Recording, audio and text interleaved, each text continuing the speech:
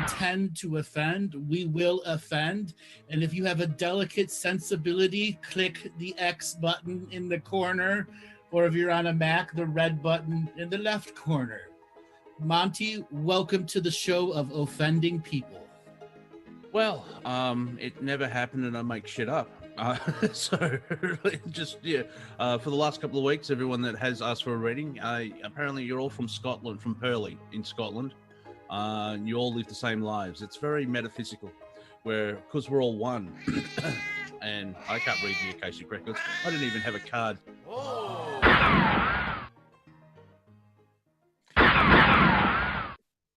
Welcome everyone to another Friday comedy show. We hope you liked our new intro there, FU Productions.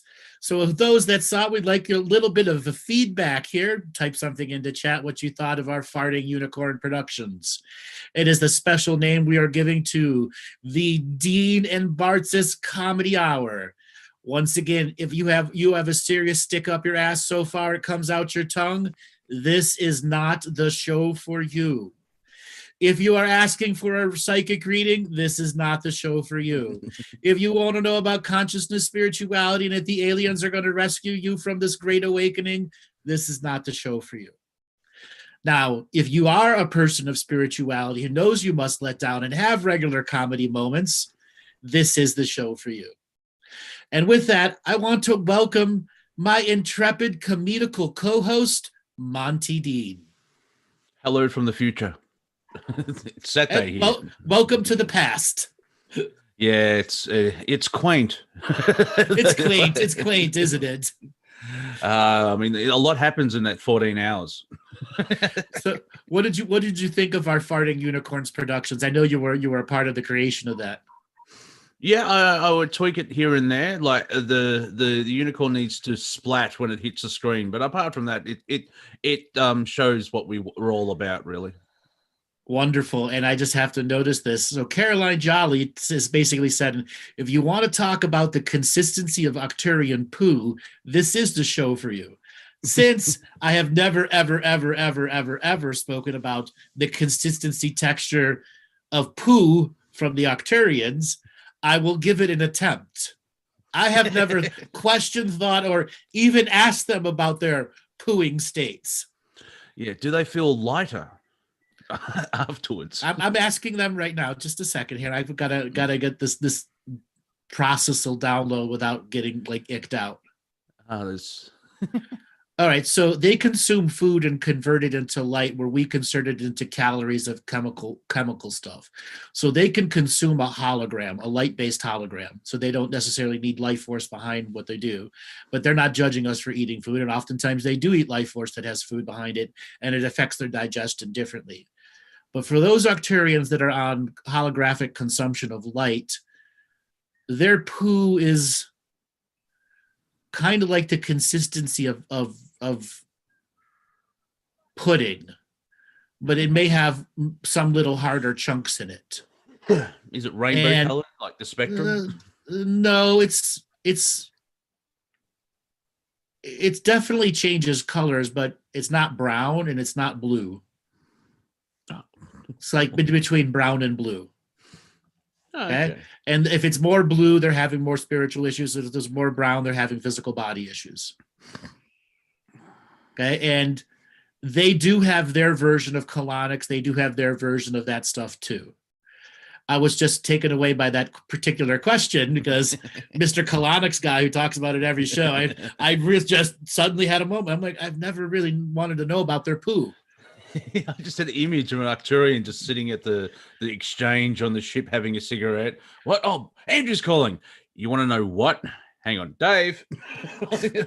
Andrew has a question for you. Exactly. Definitely, he's got a question for you. Yellow. What? Yeah, blue. Yeah, blue. So Frida's asking, do Octurian wear clothes? The answer is yes, but they generally get one set of clothing that grows with them throughout their lifetime. It's made out of a very special fabric that can react to an auric field and grow and shrink with the body's energy frequencies. And it can change its shape and style based off of how the personality changes its shape and style. Okay, because I was going to I'm a heavy metal guy and I have hundreds of t-shirts, and so yeah, I like to wear a Metallica t-shirt today, and then tomorrow a Slayer t-shirt. So I need options. Well, you would be able to do all that with that type of clothing, but it fits your body in a particular way that amplifies its energetic frequencies and the types of material that it's made out of. So yeah, they have their version of, I don't know how to describe it, like clothing styles that come back that haunt them, like bell bottoms were a really big challenge to see for a lot of the 90s people who were going super grunge. Yeah. You wearing flannel? Right. So big giant collars, like this, that would encase the body so you would have no other background frequency, was really giant for them. And there were countless centuries that new beings were meeting these big giant collared beings, and they were thought they were a dark being. A lot of misinterpretation because of their clothing style. Like the Time Lords in Doctor Who with their weird sort of collars that they have. That's kind of like this, but these collars, they bend and fold and make shapes. So you're not looking into a void. There's an impressional geometric pattern behind it, which is reflective of what they're going through. It's just another way to communicate using negative space. Oh, okay, yeah, because just not like a cone that you put on a dog. No, literally, it's like you put the clothes on, it goes based off of your emotions.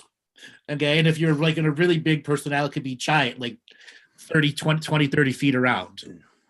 Okay, because yeah, that's the fun part of having a high vibration, is that you can't really hide anything. And I understand why humans can't use telepathy at this point in time, because our shadow is still you have one thought and all of a sudden, oh, I blew up Belgium again. Yeah, oops. Soz. So something else, you've triggered me on this Octurian thing here. So when it comes to eating, we talked about food that's holographic food, and then there's physical food too, which has life force behind it.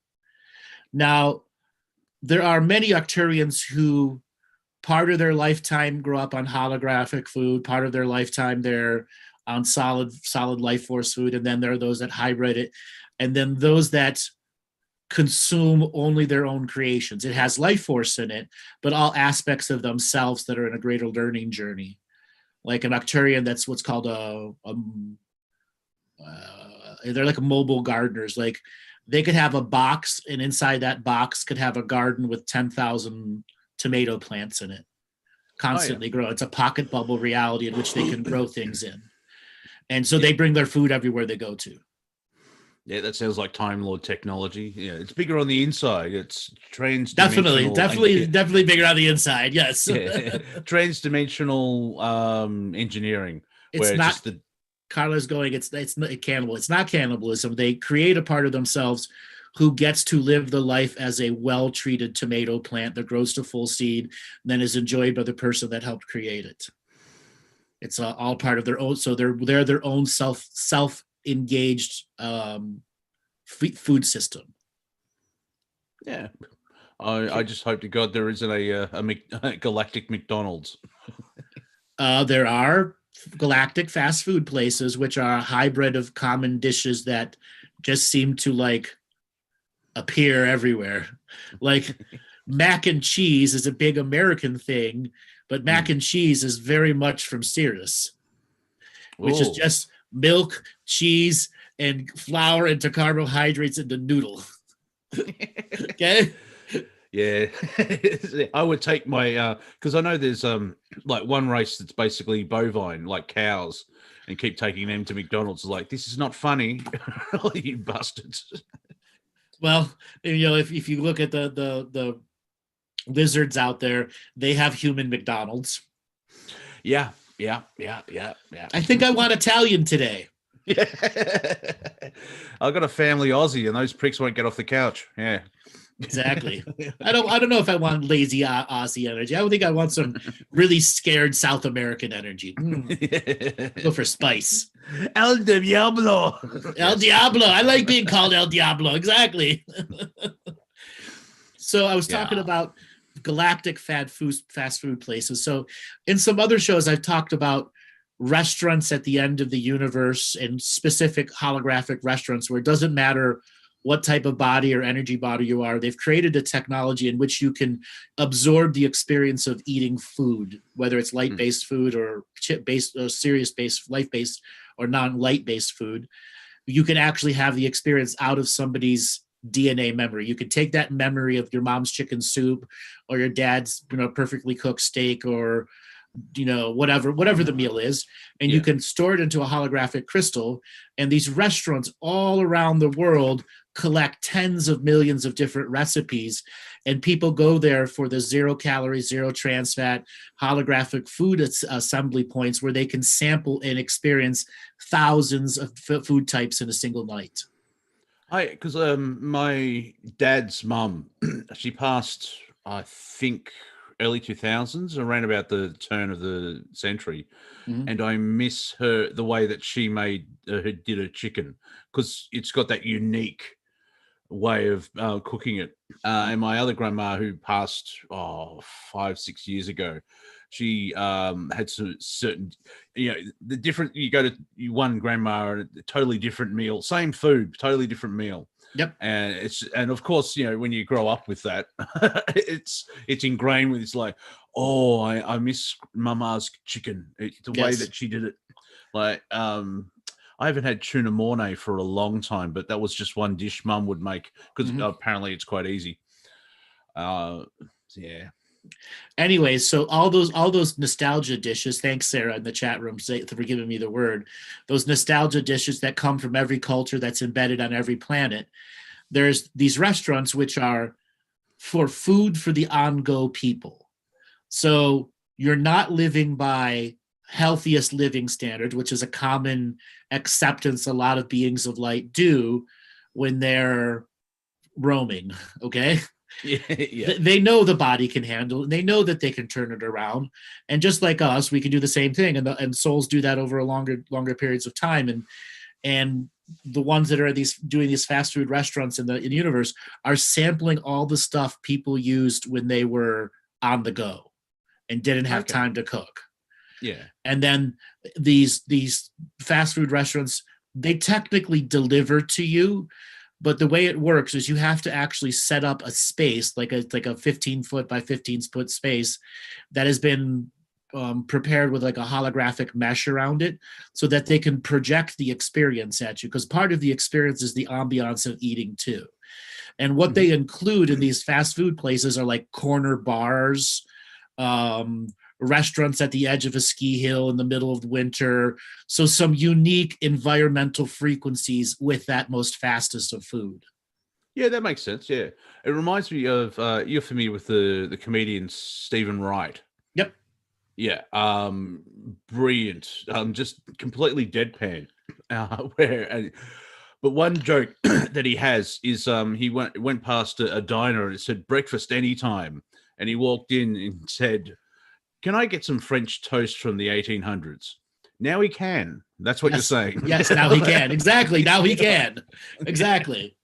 Or he can get, Roman turducken from 2000 AD or 2000 BC, whatever it was. Yeah. See, that's the part of creation that I like. There he is. A very young Stephen Wright. But that's part of my lap of the planet when we win after the change or whatever it is, because I would like to see. Remember, like, you've had millions of years of lifetimes on the planet. So, like, that's just a memory. I want to go see it now, where the planet's like, finally, I'm free. Look at this waterfall; it's gorgeous. Yes, but the planet is already there. We are just projecting on it our own failures. Yeah, I know. Earth is still out dancing at the clubs, let me tell you. She's still wearing the short dresses.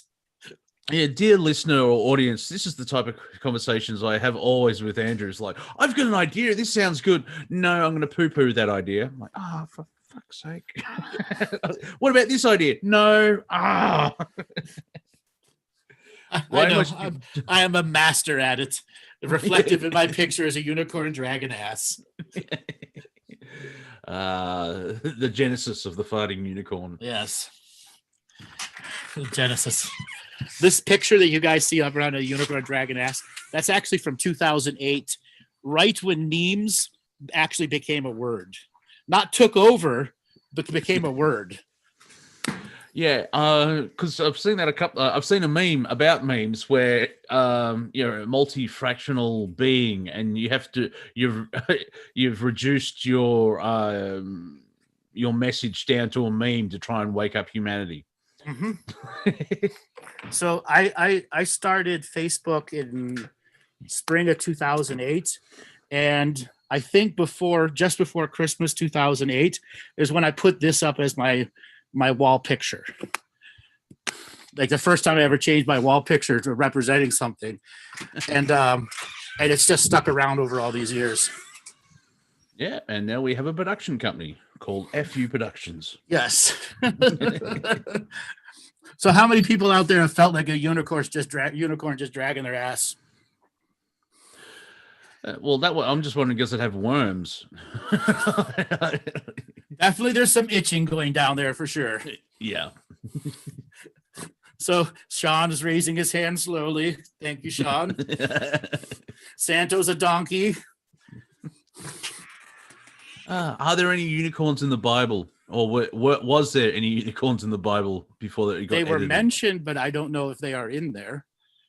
Physically represented. I like it, they were mentioned. And then the Lord said, don't look at that unicorn. And then he spake to his people. Wait, go back. No, you're not supposed to look at it. Then why did you mention the bloody thing? I actually asked the question once, because the British emblem is the lion and the unicorn, and I went with the lion. How did they know about the lion? Because it's like, thousands of miles away. England, you don't really see a lion. And then it's like, yeah, that's true. But what about the unicorn? Like, whoa. Apparently they hung out in high Brazil. Well, if you go to actual history, unicorns are some meat-ass animals. Okay? Mean. Very mean, justifiably slow. Things have been trying to make them go to extinct for a very long time. They are mean ass animals. Yeah, and the unicorns shall come down with them, and their land shall be soaked with blood and dust made fat with fatness. Okay. So yeah, right. Angry fat males. All right. Yeah. Okay. They are some mean motherfuckers. Oh. But if you get lucky, man, you a friend to get a mafia don to like you. At the end of the Godfather, where you wake up and there's a unicorn's head stuck in your bed. Exactly. And of course, the Greeks. Yeah, your connection's really shite. All right, let me turn off the video for a minute. That'll come back in. Yeah, because you're frozen at the moment, but we can hear you. Any unicorns named Karen? I think they're a subspecies. Okay. Well, I turned my video off. It should catch up. They're a subspecies. They technically have a one horn and a half. They got an extra knob growing out, like a dildo that's got an extra clit stimulator. Santos says, I'm breaking up. Ooh, have we upset someone in the controlling mechanism because we're having a go at unicorns? Exactly. The whole kitty unicorn networks. Unicorns are beautiful. They're all coming after us now. Yeah, how does a unicorn wear a brass hoof? Like, brass knuckles. Like, you're going to love us or I'm going to punch you in the head. Pretty much. Insurance. I'm a Shylock unicorn. Exactly. What was that, Robert? said insurance is required for this show tonight. Yeah. Brass, exactly. Brass horseshoes. Unicorns, the thugs of the equine world. The thugs of the spirit world. Yeah. That was thugs. That's a good way to describe them. They're beautiful. It's like, yeah, because they threaten you. It's like you have to say they're beautiful. They're like an abusive boyfriend. You're gonna like me, I'm gonna punch you in the face. Yeah, there are a lot of mythical creatures that have been greatly misrepresented by modern marketing, and it has thoroughly pissed them off. One of the most important ones is the Great Wizard of Camelot. Oh, he's been represented. He was been represented as the good guy, and he was never the good guy. And he's very pissed off that he's been made out to look like the good guy in the narrative. Ah, well, that sounds like karma. Yes, Merlin. Exactly. He was not the good guy. And there was a trickster spirit, an actual trickster spirit that came in and started pretending to be him and doing all these good things. And that's how it actually made its way into modern lore. Okay, yeah, because the Camelot and Arthur, that originally came from France, didn't it? No, actually, it came from the original German tribes that were fighting the Germans, not pre-Caesar, so Gaius Marius time. So like 375 BC, right around in that particular area. So it was well before Caesar, but it was still during the end of the Free Republic before it became the empire. And that was the first battle of the Gauls. It was already ancient then, because what Camelot was actually an air city that would travel between cardinal points to charge up, in which then it could mass teleport people on and off the planet. So it was like a fortress city that could instantly bring in reinforcements as long as it stayed charged up from atmospherical connections. Okay. Cool. I had image, the image that outside of America, where you've got the classic American tourist. Mm-hmm. I can't wait till we're allowed off planet, just so everyone else in the galaxy can discover what these Americans are taking photos and talking loudly, and they're looking for a 7-Eleven. What is that, a time? Like, what's going on? And they want to pay for everything. What the fuck? Oh, I like this. This is awesome. Hey, darling, come over here. Yeah. So that I'm trying not to upset your audience, but I'm most likely going to, because I'm an outsider looking in. So somebody's asking what happened to Camelot. Well, as it goes, Arthur didn't win. He died. Okay. And what that meant is the political force that was running Earth at the time lost power, and it had to go somewhere else. It just teleported somewhere else. It no longer had the capacity to stay in our reality because the monumental governmental change from Hollow Earth, which happened often between 2000 BC and 900 AD, and that 2900 year time, probably power changed hands 30 times, 35 times. So we're talking major power changes.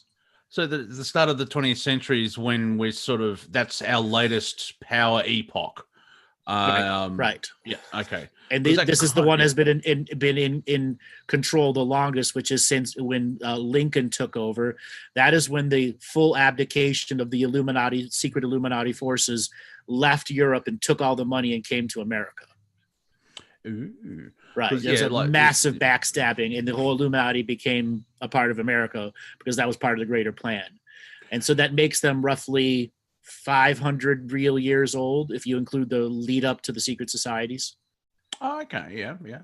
Because we jokingly say, because it's kind of based on truth, when the New World Order comes into play, it'll probably last 8 months because everyone involved sucks, and there'll be backstabbing, and like how, as an example, Hillary, the Clintons, and everyone connected to it, they get the right person and they'll squeal all the information. You know what I mean? Like, there's no loyalty. Honor among thieves. That's disinformation. Right. But you can't trust the squealers anymore. Oh, of course not. You know, everything's up in the air. As I was joking, someone's taken the 5D chess set and flinged it up in the air. Well, the squealers have a capacity of creating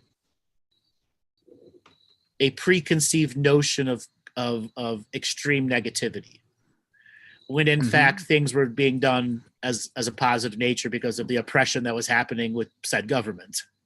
Okay. So squealing is a lot of dictatorial people force somebody to squeal that they never did anything. Yeah. That's why you shouldn't use torture to extract information, because eventually the person's like, "I'll tell you anything, please stop." So Emmett is saying inner Earth is always a cause and effect to up here. Not always so. But a lot of times there's stuff that goes up here that makes great ripples down there that can affect long-term decisions. Example, the dot matrix printer was one of the things that Hollow Earth did not want to come out at the time that it came out. They wanted people still in a scribing format for another 30 years. So it would have ended round about now. Imagine getting a printer now. Okay? I've seen a comedian point out, like, if a phone came out, a phone and email swapped their timelines. It's like, have you seen the latest thing? Yeah, it's called a phone. Wow, you can actually talk to someone to it. Exactly. What a novel idea. Yeah, you don't have to sort of type anything out and press send. Right. Emails. Your only downside is you're tied to this cord. You can't walk around. Yeah. Well, I mean, email's just an electronic telegram anyway, and you don't need like a horse to try and get across country. Yeah. So getting back to what I was saying, imagine getting dot matrix printers now. So basically what would be out is something like the Apple IIc or the TRS-80 would be the common business computer of the day.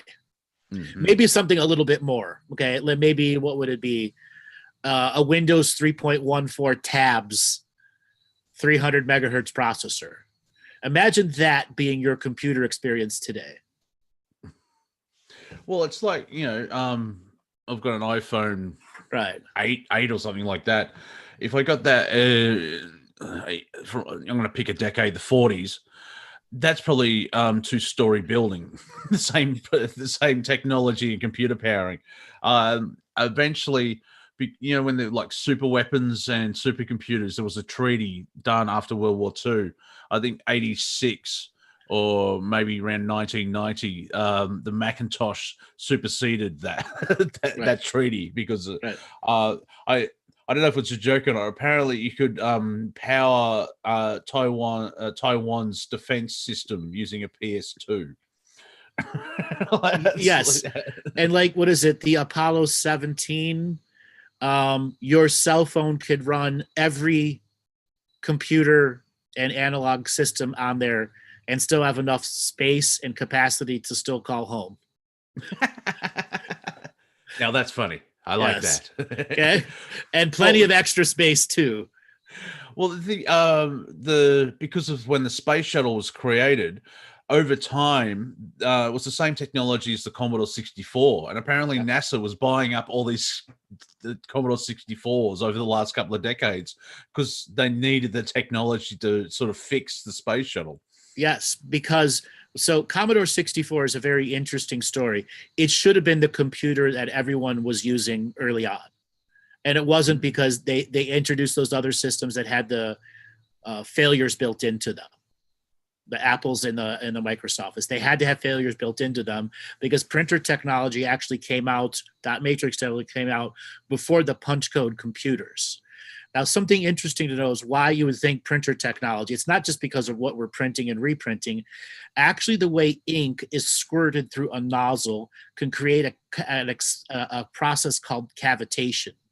Now, cavitation, when you research this in science, is when a liquid is moving so fast it becomes a gas and then suddenly a solid is formed. And with that is a sawtooth waveform in which all particles in the elemental stream have a potentiality of existing, meaning you have the lead into gold or water into diamonds transmutation process by the simple law of cavitation. Now, the ancient alchemists, who many of them look like they had radioactive burns on their faces and body parts, were able to make a cavitation pump with the basic wine press materials they had 1,500 years ago. So anyone can make a cavitation pump, has access to that infinite source code of energy. And it's all through the way ink was squirted through a small hole that creates the cavitation. So when I print out a form nowadays, I'm performing alchemy. Yes, I like you that. you don't truly realize that everything going through the small hole is using a specific cavitation manifestation frequency. It just sounds like a fancy way of doing that, the two slit particle experiment. I can see why the inner Earth would be pissed off about that. Yes, they definitely, because there's, believe it or not, your dot matrix printer via the laws of science alone could teach you more about the awakening than any teacher.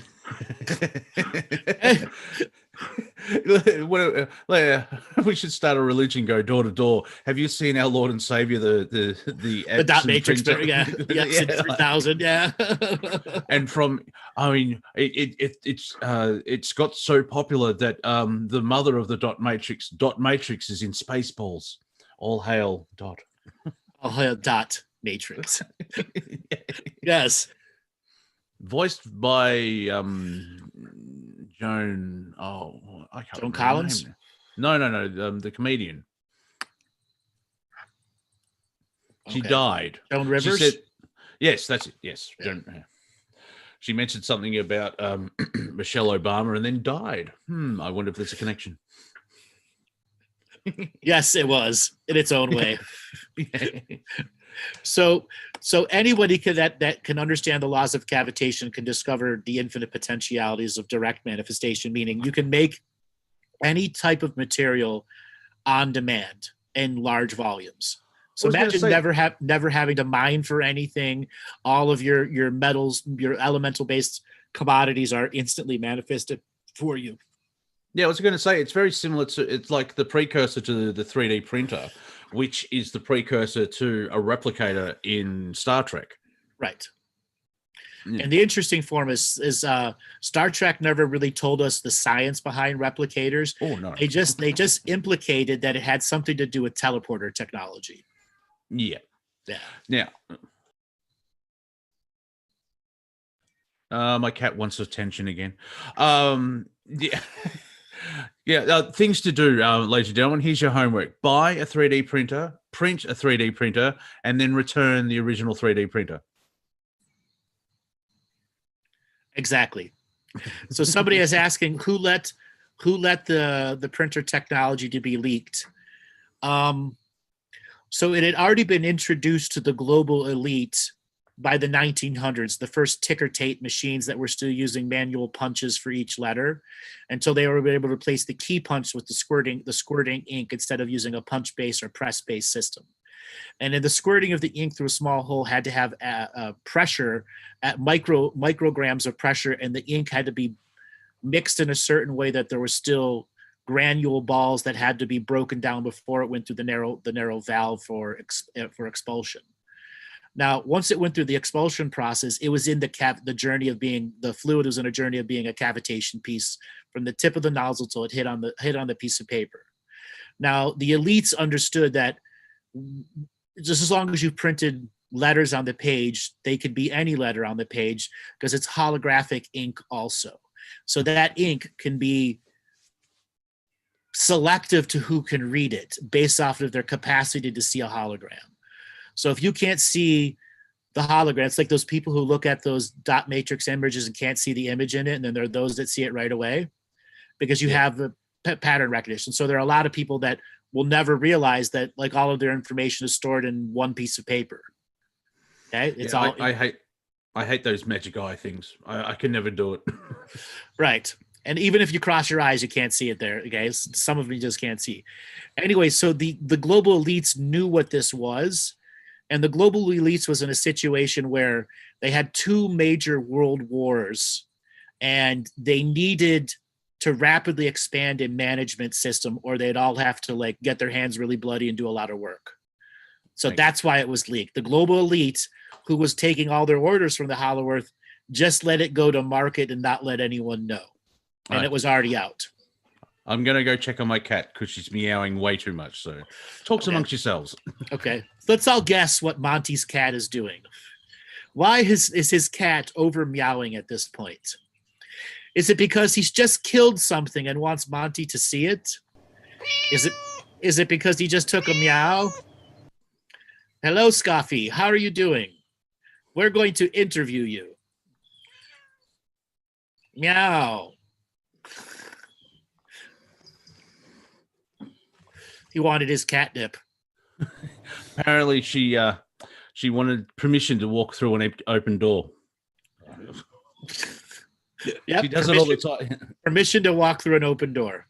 Yeah. Isn't that right, Scuff Jobs? Oh, you're jumpy. All right, I'm leaving you alone. She's like, I'm gonna fuck you up like a unicorn.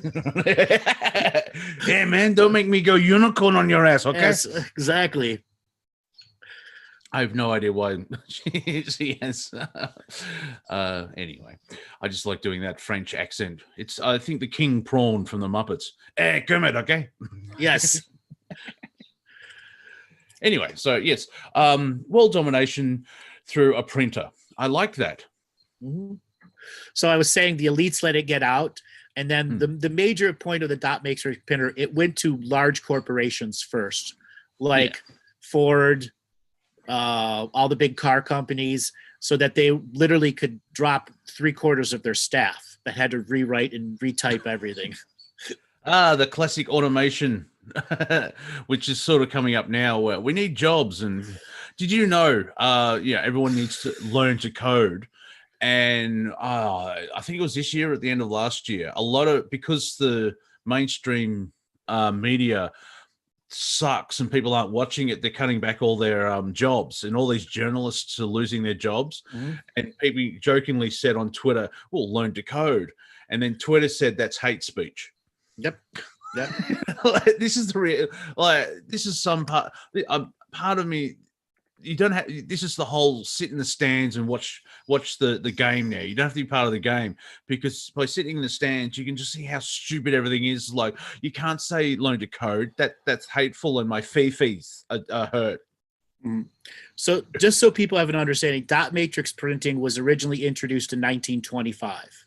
Okay, and it took the end of the Depression and the opening of the World War II for it to start making it places. Because somebody was asking if there was if the elites were retaliating. Yes. The majority of, let's just say, World War II is a response to that technology being released. Very quickly, which is part of this, I've seen ads. There was a fax machine in the 50s, wasn't there? Yes, there was actually a fax machine back in even the earliest of phones, where they're transmitting a different code across, in which an actual numerical counting machine, an automated machine, could do it. There's evidences of a wheel-driven computer that was made in the 1840s and some in the 1790s. And I've seen plans for a space shuttle from 1938. Yes. So okay, let's go back. Well, the space shuttle did not have a lot of revolutionary technology on it. It had revolutionary materials, not necessarily technology, because a lot of the space shuttle was still completely analog, cable-driven stuff. You may have hit a digital button, but that digital button made a wire move. All these monkeys in the side going, "Damn it!" Comedy. We'll get to the comedy. I'm having fun with the history. So in the first 20 years of the 20th century, that's where we sort of had that we had that technology the jump to people putting electricity and running water in their homes. Yeah, and we've been on a slow funneled tech thing ever since. Yes. Wow. Based in the cities, which would then attract people away from natural living and is the unnatural living of cities. Yeah, because I've seen that meme of, like, if Tesla was listened to, and it's right. Or a world without the Rothschilds, and it's like the Jetsons in 1994. Exactly. And something else to understand. So dot matrix, so it wasn't until cavitation was really heavily experimented on by the Nazis, by a variety of other people dating back several hundred years in the past, and then apocryphal texts that were discovered from alchemists in the 1300s and the 1200s that they were able to recreate through cavitation unique experiences. But the secret societies that took over from World War II were able to suppress the esoteric side of what a dot printer really is. Yeah, okay. Yeah, that and makes just sense. blended in with the printing world. Now, ultimately, that's how the elites, the power elites in the Hollow Earth were able to recapture the technical timeline, but this technical timeline was still moved up by at least 70 years. Yeah, because one theory is that from the Roswell crash, that's where they got the transistor idea from, or the computer. There was outside interference. They had transistors before that, but they didn't have the way to manufacture the receiver cheaply. They didn't know what rare earth elements they needed for the receiver and the transmitter. Well, I was going to say, especially talking to you, it's like it's not that simple. An outside force affected the Earth. It's been going on for billions of years. Exactly. So because I've heard many people talk about how the transistor relates directly to what the crash in Roswell is. Well, before Roswell, there were dozens of crashes before that every year. Okay, shit's been crashing into this planet for a really long time. And it makes you wonder why these guys don't have long-term spaceship insurance. If this shit's going to crash all the fucking time, all right? Okay, what made you lead to want to believe that many crashes were done on purpose to see if technology could catch on? So there were specific crafts that were built to crash, to be recovered, to see if they had the knowledge to reverse engineer the stuff. Now, are these negative beings, or is it both is there negative and positive? Oh, yeah. Now, and also there's negative, positive, and in between. That it's not duality in sort of the galactics. It's all that, but that's the 1920s to the 1970s. By the 1970s, the Hollow Earth community, which was majority negative, was running what gets in and out of the frequency. Therefore, a lot of the good guys had to do very secret missions, get in and out of the solar system on clandestine 007 type stuff. Well, also mainstream technology was getting to the point where we could see what's happening. No, mainstream technology is nowhere near the capacity to see at other densities and dimensions. All right. Well, yeah. Wow. So, yeah, this awakening that people talk about, it's going to be very interesting. You think? You think? It's like, I know what as a being of light, a fractal of the prime creator, it's just not your physical body. What, there's 47 different connected to the God spark or whatever. Not the best way of asking the question, but you know what I mean, don't you? Yes, I do. Yeah, and that's the fun part of the awakening. Like people say, I'm awake to the corruption of the banking system. Yeah, but you have 47 different versions of your body existing in time. Good luck with that. all with different issues. Not all of them are about the bank. Oh yeah, I know it's just not the bank, but I do like what happens in the vagus nerve stays in the vagus nerve. Exactly. Because it's multidimensional and with frequency and everything else like that. So you got to give props to the negative forces of trying to control humanity, because they've done well. They've done very well for themselves. Absolutely. They've got this whole money thing down pat. Yeah. Okay. None of us can live without it. Literally. Yeah, like, some aliens like, you wear shoes. It's like, yeah, this is Imelda Marcos. She had 4,000 pairs of shoes, but she's only got 2 feet. I know. So the last thing I want to touch on when it came to Hollow Earth re-exerting control over the global elites, Operation Paperclip talks about the transfer of mind power from Germany to America, but it doesn't talk about the eradication of the oligarchy of Europe, particularly the French oligarchy, which was housing some very oppositional secret societies to Hollow Earth's control. There were one of the reasons France went down so fast was because all of their defensive plans were given to the Germans from the Hollow Earth agents. Everything. Yeah, because up until maybe World War I, but definitely World War II, the French weren't surrender monkeys, as Mm. Willie says on the. Oh. They won, and they had losses as normal, but they were warrior spirit. Everything else up to that, and then just because of what happened in World War II, they've been tainted of like you cheese eating surrender monkeys. Which is highly racist. The surrender monkey thing actually came. What ended up happening is by the end of World War II, French high society had become so corrupt that you could buy a single presidential decision like in a menu. You want them to say this, it cost you this much. Like literally, corruption was down to written on paper and no one could challenge it. And It became so corrupt within itself, it couldn't do anything. And that's when they became the surrender monkeys. Yeah, all those ancestors, the revolution of going, what the hell are you doing? Right. If you want an example of French idiocracy when it comes to military spending, so you could look up a video called "When Hotels Go to War," and it's about the French design of pre-dreadnought and dreadnought battleships. And the design concepts you'll be told about there will just reflect to you how idiotic the high elite culture was. Yeah, well, yeah, more so than normal. Yeah, I like that someone described the difference between a Rothschild and a Rockefeller is at least a Rothschild does keep you in prison, but they'll give you a pillow and a blanket. the Rockefellers, we don't give them blankets. Yeah, they give him a pillow and blanket, but it just might have anthrax on it. Yeah, little things. So it's sort of out of all this, we're still here and we can have this conversation. And there's a lot of people that have awakened. Humanity's still winning. That's what I like. The Team Dark, you've done really well. You still suck and you're losing.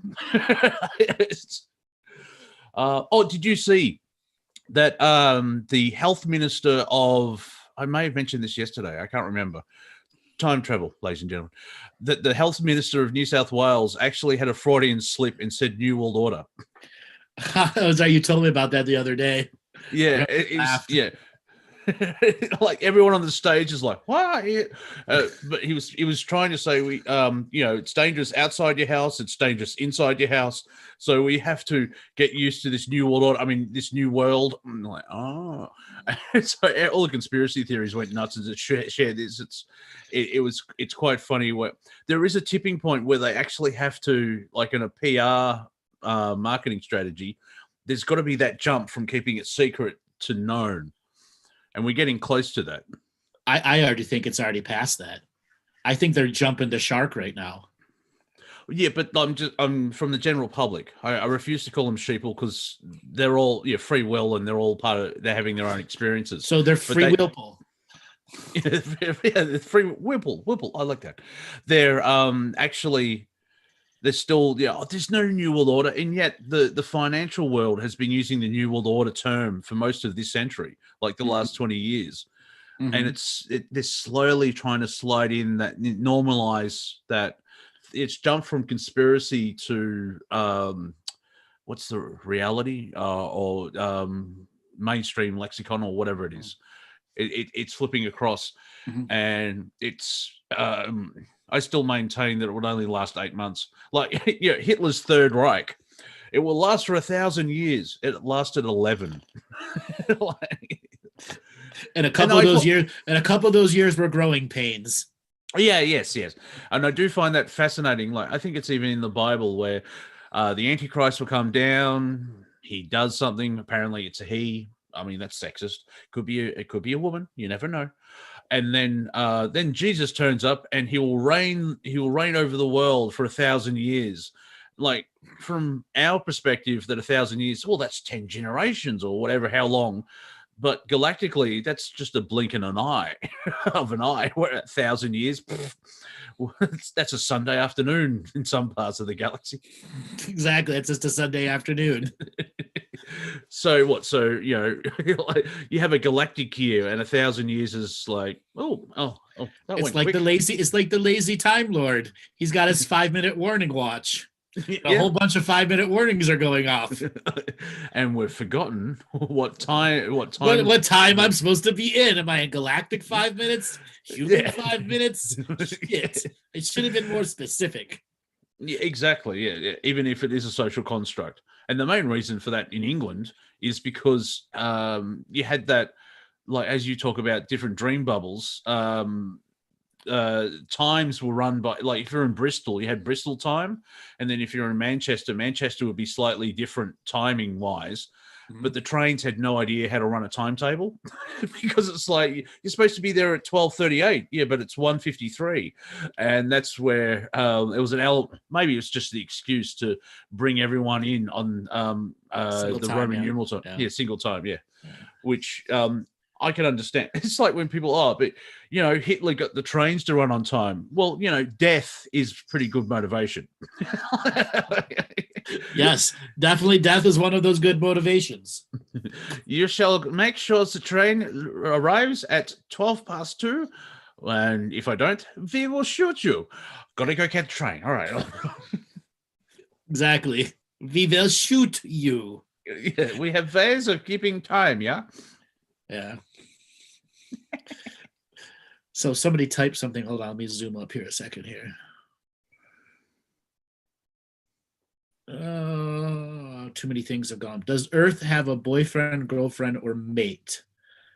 Earth has been playing the field for quite a number of millennia. Okay. She's a proud, independent, strong woman. She had a short fling with Saturn, and Saturn tried to force her into a shotgun wedding, and it didn't turn out good for Saturn. Okay. Saturn is the father of Jupiter. If I know my Greek mythology. Yes. Yeah, well, they're technically the same thing, but anyways. So Saturn's like, yo, baby, you're gonna be my woman, you're gonna be in my harem, and Earth's like, harem? What are you talking about? I'm not marrying you. And he's like, yes, you are. It's aligned in the stars. All the oracles have said it's going to happen. No, I'm not going to be a part of your harem. Okay. And then Earth flashed her titties to Mars. Mars came up to defend her like the White Knight or Red Knight. Sorry. Yeah, the Red Knight. Yeah. And that's probably why he had the crap beat out of it. And so how in the dating world, how is the moon connected to the Earth? Is that like a cat pet type thing, or no? You got to see moon like a submissive partner who will never look for anyone. Fair enough. Okay. Oh, the downtrodden, like in the Pink Floyd song where the teachers go home and have to deal with and get beaten by their wives. Yeah. You looking at Moon? Are you looking at Uranus again? No, I'm just floating here. I will always show you my one face. Yes. Even though I'm a construct from the ground up, but because people have been watching me for billions of years, I have developed a soul. Yeah, and it's not the dark side of our mum. Exactly. It's not playing the pedantic card. It's not the dark side of the moon. It's the far side of the moon, because it's not natural the way that it always shows the same face to the planet. So somebody's asking, so who does Earth prefer?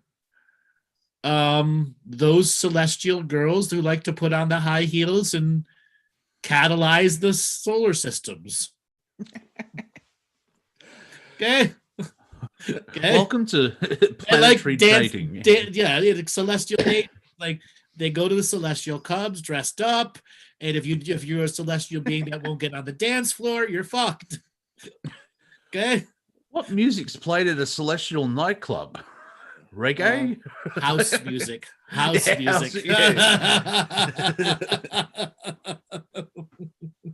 Exactly. But, hey, baby, you've got a rhythm that I have not seen for eons.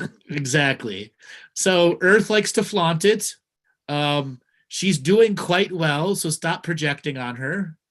The greatest thing you could do for her now is work on yourself. And you will get a invite to the celestial dance parties when it's time for your awakening. But until then, adults only. Ooh. Yeah. Okay? They check your ascended master papers at the door.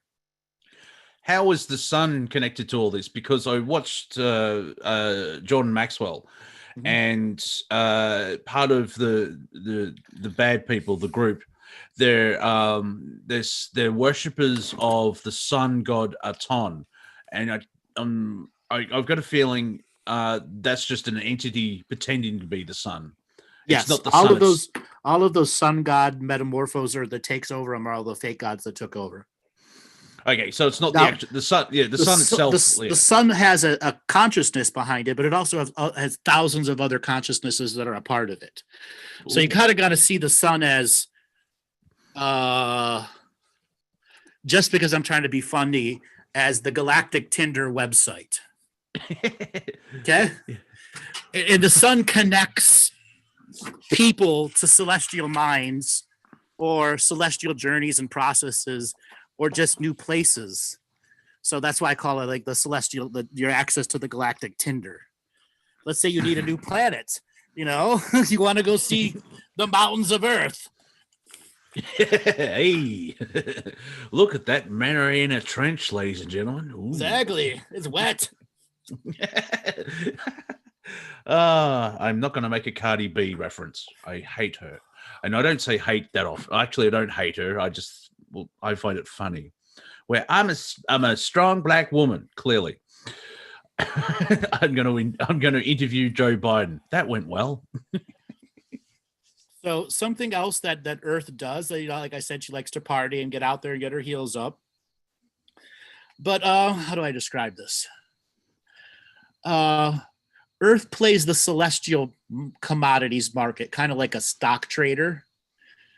So she'll buy lots of stock in people who are living on other worlds, meaning she sends her influencing light and energy out to those other people who are living on other worlds so that they can evolve into close friends.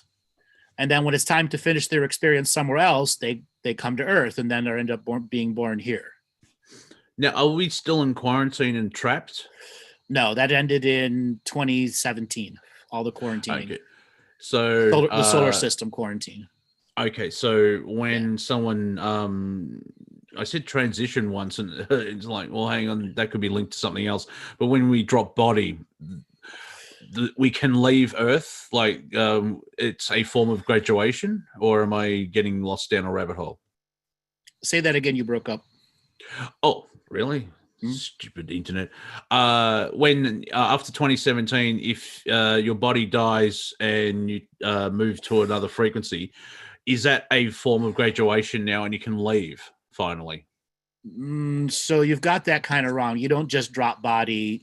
Fuck, we're done with bodies. Move on. No, that's light worker garbage from the 60s and the 70s, praying that the violence would just be over. Okay. Well, I did. It was a very simple way of saying stuff. So obviously agreements were made, but if you've done the work, you can graduate. Is that a better way of asking the question? So those that have achieved a certain level of awareness equal to their responsibility will awaken first. And there'll be those that awaken to it but fall right back asleep because they can't hold the responsibility daily for months in a row. Yeah. And that will determine awakened and unawakened. And it will slowly separate between the two, though those that learn how to live in both worlds without competition, while the rest of those who haven't fully woken up are still in that journey, and they know how to not step on the journeys of those that can't hold the responsibility yet. So the idea that Dolores Cannon puts forward, there's going to be a frequency split on the planet. If you're got the responsibility and have awakened to your mastery, will you see the lower density? Like, yes, you will see it, but it's a matter of not playing with it for its better good. Okay, so I can still see the people that haven't moved on and but feel completely different. If that, so correct. Yeah, you don't feel a need to complete their life. They have to do it on their own. You're still a part of it. But that you can do that in 2 and 3 times speed. or if you want to enjoy the time, you can enjoy the time. It's not necessary for your full karmic interchange in every light moment. Yeah, I think I'm starting to confuse myself then, because we're all still going to be here. This is where I think some will be in two places at once, and others will be in one place.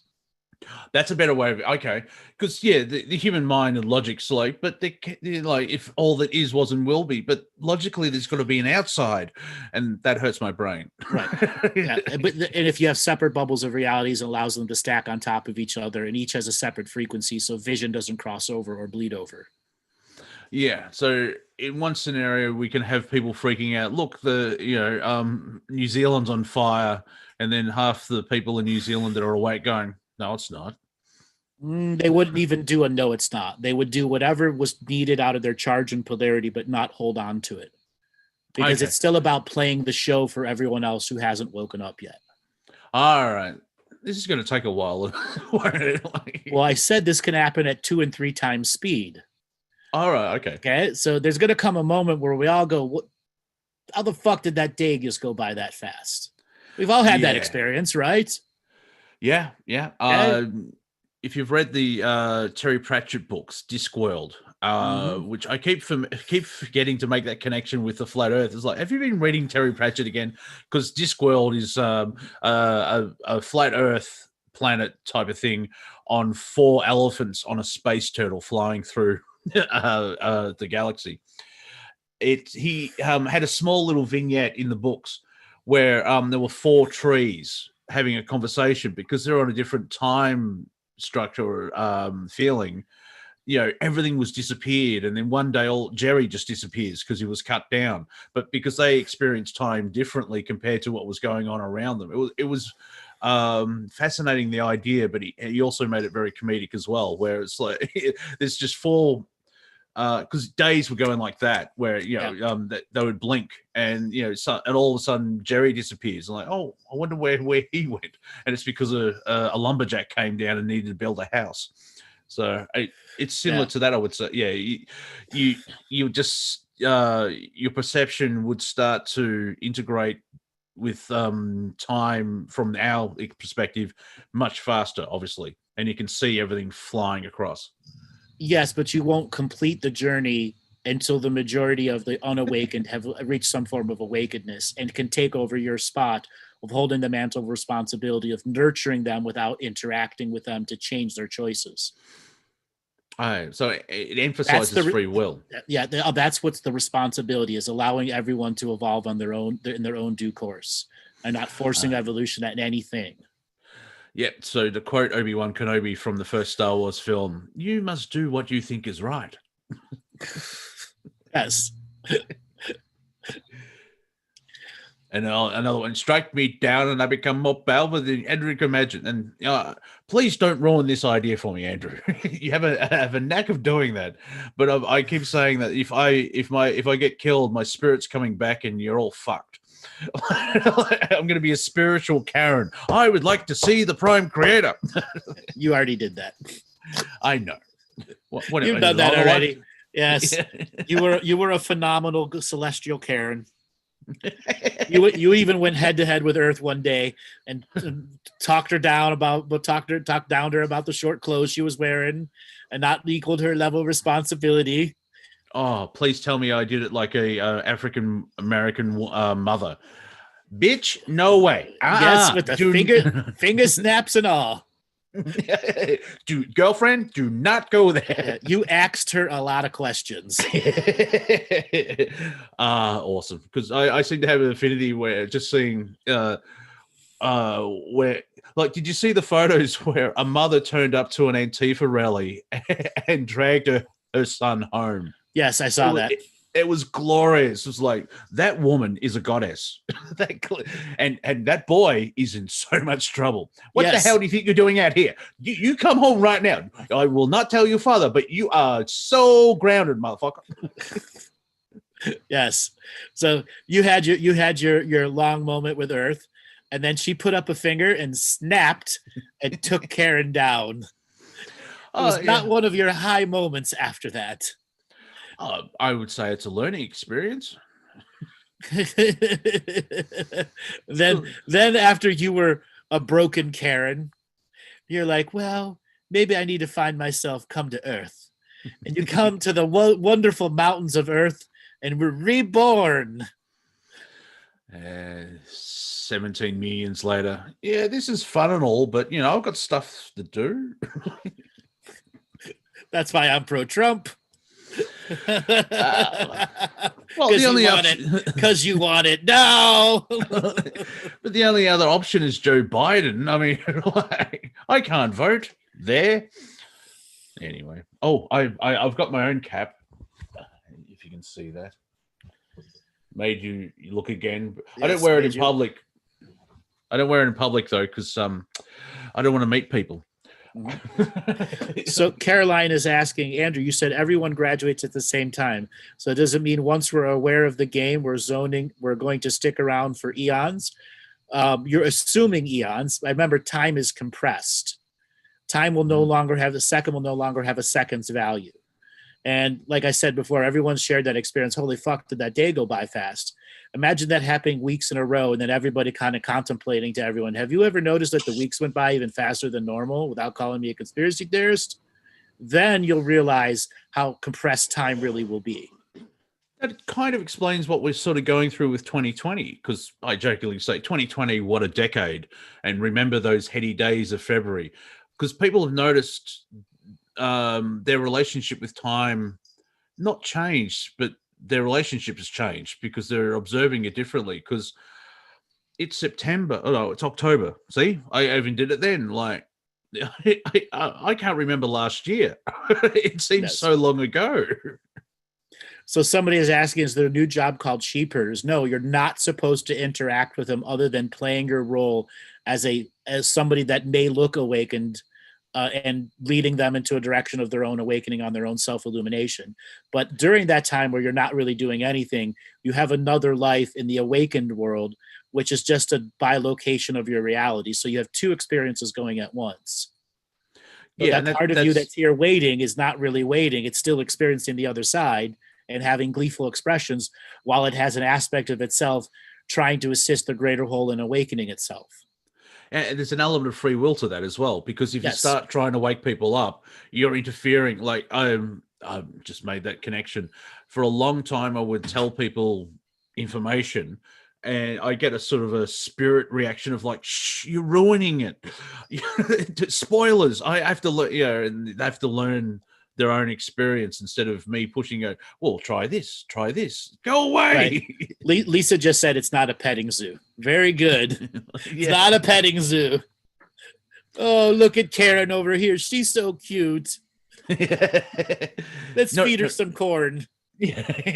And I think, also being in the awakened state, you'll have that joy, and you know that you're playing a role in their world. And so you're still there, but you aren't stuck in that negativity frequency. And so it, in a way, an avatar, like in a video game type thing. Yes. But you can have avatar oversight and individuality at the same time. Yeah, so like when you, I'm the avatar in the Star Wars video game and also holding the controller instead of just being the avatar in the video game. Mm-hmm. Yeah. You can be both simultaneously also. Yeah, that's sort of, the world's a stage is like, awesome. But I always think when I hear that, the world's a stage, I'm like, but where's Dax backstage? And where the hell does the audience sit? Somebody is saying, Sean, I'm bilocating with Octurian tapioca poo. It was pudding, not tapioca. Pudding with chunks in it. Oh. Moist chunks, but have a little bit of solidness to them. Yes, out of all of creation that your awakened self can go to, you're playing with poo. Sound like a toddler. Just like a toddler, exactly. Well. Yeah, no. So, I know I'm not going to jump into any more Octurian poo stories. It's okay. It could, yeah. We don't really know. Just have to Don't have to go into that. Well, this could be one of the moments where I bring in the Octurian comedians and see if we can do a Q&A with them. Yeah, it'd be interesting to see, like their perspective. Can they zone in into our 3D moment of now, and because I've jokingly said, like, Pence, apart from the debates are just extremely terrible, but Pence won and the fly came second. No, the fly won. I will reiterate to you. I know we had this debate yesterday. The fly won. Okay. Oh, all right, the fly won. The and fly won. Someone actually put up a meme, a fly that landed on Barack Obama. It's like, they've gone, look, see, even the fly's left the Democratic Party. Yeah, then then there was the time that he killed the fly in the live episode. Okay. Obama killed somebody? No, yes, he killed a fly. The fucking Republicans flipped out about it. It was really funny. Well, with a drone? No, with his hand during a CBS interview. Just Google it. You'll see him look at the fly and then put his hand up in mid-talk and kill the fly and finish his conversation. Well, he lost the fly vote then. You got to tell you. That's why I'm saying the fly won that debate. The fly write-in. Some people have actually, some of the woke have said when the fly landed on Pence that look, Pence's only black friend, and then they had to apologize for being racist. Really? Okay. Because apparently calling anything black is racist. So, like, you have a chalkboard or it's a blackboard. Black is actually a color. Or, well, let's not get finicky and say it's not. But you know what I'm trying to say. No, black is all the colors. Oh. Mm-hmm. Mm. Something new for you to learn. White is technically not a color. Ah, okay. I thought white was all the colors, or is Pink Floyd lying to me? Nah, I've always been taught it's black is all the colors. Well, yeah, okay. Because the Dark Side of the Moon, the album is the white light goes through the prism, and the prism splits the 7 colors. Everyone has a different answer in the chat room. Yeah. Well, that's so human. or it's a fucking Mandela effect. Well, yeah. See, that's it. That's the fun part of being a galactic time traveler. Like, I don't know what's real anymore. As Bashar, not the leader of Syria, says, life is meaningless until you give it meaning, because you're giving it energy. So, like, was there 5 people in the village people, or was there 6? Or do you care? They're just like, okay. Well, that's how you rate the level of reality, is how many colors it has. Oh, yeah. It's a good telling of what kind of consciousness can exist there. Yeah, well, yeah. And everyone's still debating, is black a color or not? Santa, that is no. I'm confused. It's the sunrise in the east and southern hemisphere. Oh, does it rise in the west and the northern? No, that's not how it works. I've had people say, like, why can you see the moon? It's like, when it's lit by the sun. It's perspective. Weird. So I think we've confused a lot of people. Cue the Final Jeopardy music. Somebody Google it. Somebody Google it, damn it. So what did you do Friday night? I tried to figure out if black was all the other colors. Black colors matter. Yeah. Uh-huh. Yes. Well, yeah, clearly the moon is racist because sometimes it's white. And the sun was Asian, but now it's white. So, yeah, racism's everywhere, people.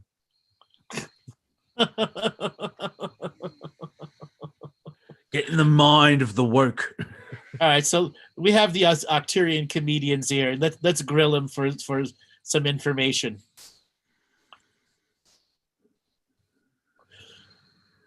Does anybody in the chat have anything they want to ask the Octurian comedians?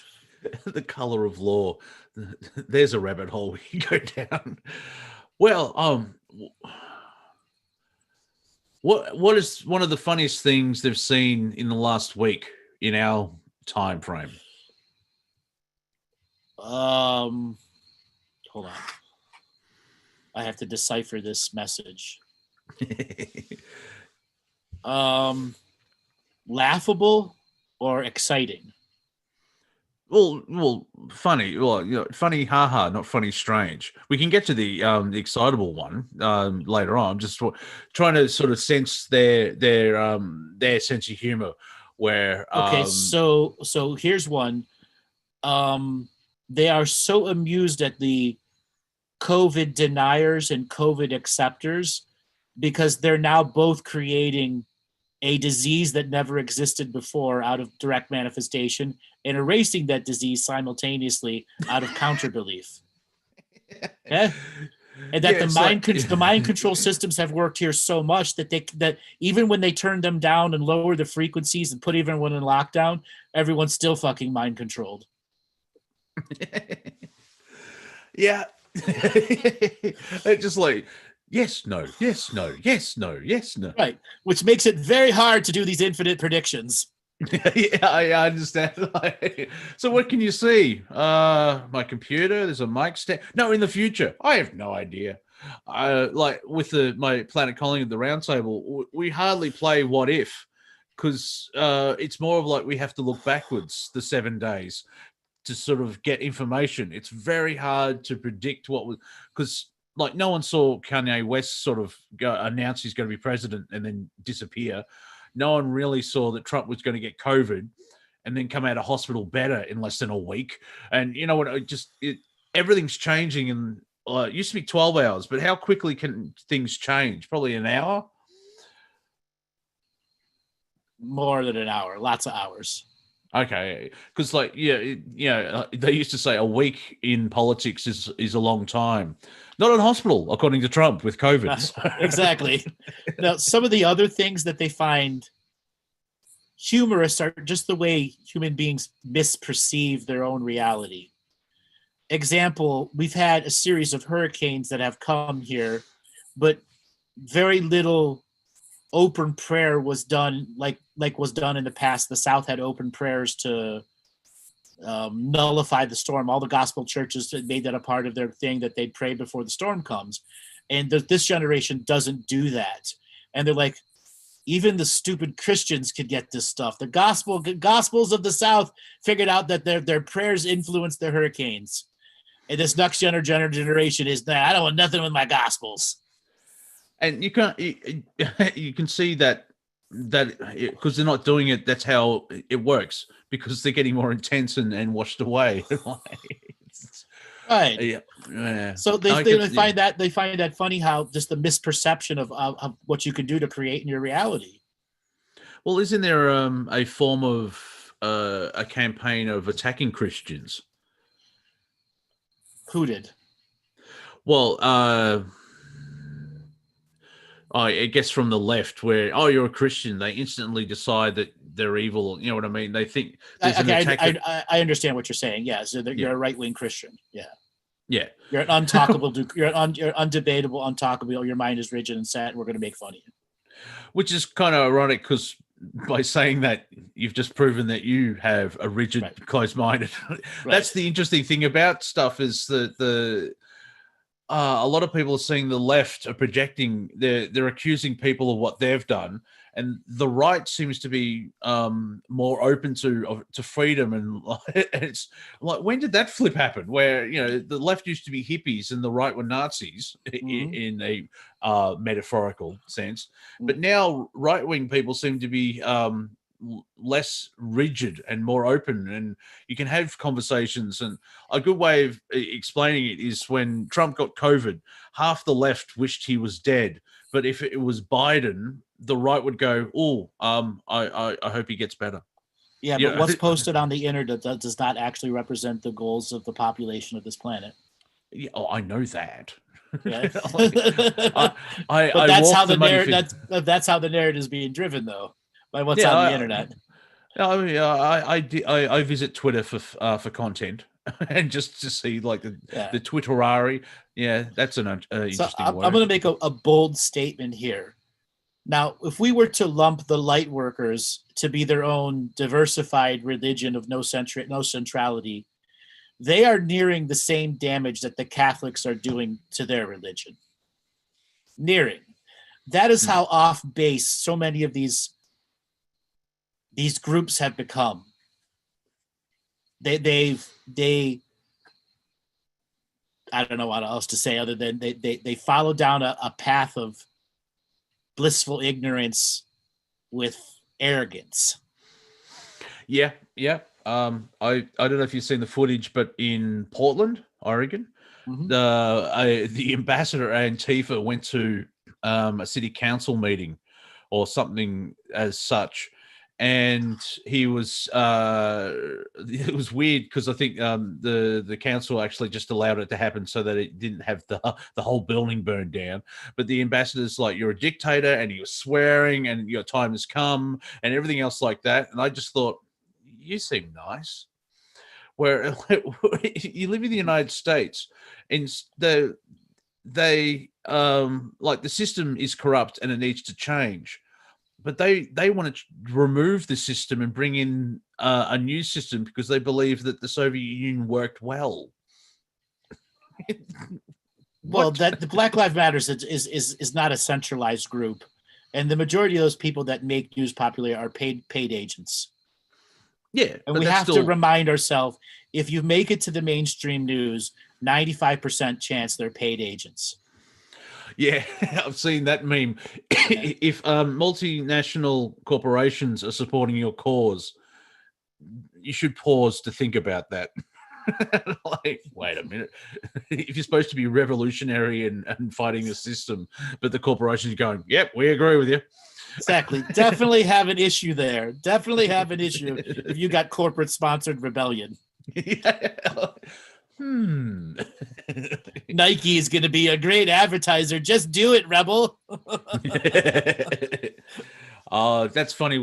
Notice the NBA ratings are just plummeting because they've gone political and ignore other stuff, like because they're sucking up to China to get into China. But I honestly don't think that's the reason any of the sports are losing their thing. When you took away live, you took away a lot of the suspension of belief energy, which allows you to very easily get into sports. Like whenever we watch a TV show, we go through our suspension of belief to allow the superheroes to do this, or this, so we can be entertained. And watching sports does not have the same feeling if the audience isn't there. It's a very visceral feeling. Now, there is a political response, and some of that would have been massive. It would have been nowhere near to the level if the actual players were still doing normal sports and there was no COVID. There would be a great reaction, but ultimately the players would still win because it's the players that are still going to keep the team the next year and the year after that, not the owners. All right, yeah, because you thinking that makes sense. You sort of need that collective to feel the energy, the excitement in the arena, and you're watching two teams battle. Right, exactly. It's a simulation of war. And that suspension of beliefs allows you to deeply connect to those the idols that you see playing. Yeah, and yet everyone's locked at home and only watching TV, and they've chosen not to watch the basketball. Right, or binge on something else, or the TV's not even on. That's the other thing. Yes, yeah. It's on Netflix, or it's not on, or they're doing something else. Now that is a representation of how sports no one ever thought sports would lose its power, but you can see it now, and it's because of the shared aspect of the experience. Yeah, from Roman times, bread and circuses. There's not much bread, and the circus has gotten boring. Yes, yeah, exactly. And the death match doesn't mean anything before you've already seen the Lions eat enough Christians. Like here in, I think it's today. I can't remember. Our version of football, or footy, as the Australians would say. Yeah, footy, mate. Just playing footy. Where my dad called it aerial ping pong with ballet. It's still, the AFL. Not the AFL is a week before the NRL. AFL, Australian Football League, and NRL is National Rugby League. And because of COVID, they used to be countrywide, but they're all stuck in Brisbane. And now they're still having their play because I think they lost a quarter of the season. Mm-hmm. But certain people have been watching it because similar with the NFL in the States. Your team goes to San Diego. You can't really travel there and follow it. So there is an element of watching TV. But like the grand final is the biggest day. Even I would watch it because under the premise of these supposed to be the best two teams of the competition, and they're battling it out for the cup. Right. But no one cares. Also, in the NBA, I believe there's 88 games in 7 months. So there's a long-term watching of it that attracts people to every week. It gets stronger and stronger and stronger. And the NBA had a shortened season in which they had to take off for a number of months before they restarted right at a finals level, where the teams had left off at their previous score. And none of those teams that could have had a late season revival had a chance to. Thus, a big amount of the fan base is not going to watch it. Yeah. What do the Octurians think of sport? Well, the comedians think of sport because I'm sure they'll. So sports in the other places is very different. They have non-competitional sports where you could have tens of thousands or millions of people on a team. And imagine a sport not being a competitional win process. Wow, that's a large frisbee battle. Like frisbee. But it has lots of other components of science and spirituality incorporated into the expression of how well one can have fun doing it. Okay? Yes, yeah. Because it's that whole, you do it for yourself type thing, right. And you try and you try and get a personal best, and it's not like, well, Dave over there could throw a spear further than me. It's like, well done, Dave. I can get to here, and all that. So it's I like the non-competition, but not going into the woke thing of everyone gets an award, the type thing. Well, but it's not woke like that. It's ingrained into the culture. Now they do have competitional sports, and a lot of that is like spaceship racing, just like we've got car racing here. Oh yeah, yep. So they have like intergalactic and intersolar system space races with most unique types of scientifically driven engines. Some that use, belief technology from another universe, and they try to make an engine out of it here so that they can put together, something completely unique. Because there's tens of thousands of ways to power a spaceship to get to light speed and beyond. There's not just one. There's infinite amounts of ways. And what you're really showing off is my ability to perceive a belief engine and make it beat a time-based test. Oh, yeah. I just remember Jeff Foxworthy, you may be a redneck if. You may be awakened if you're walking down the street and you see a UFO up on blocks on the front lawn. Yes. I've made that joke many times that a lot of alien spaceships are rusted out hunks that have been survived from their mom's backyard.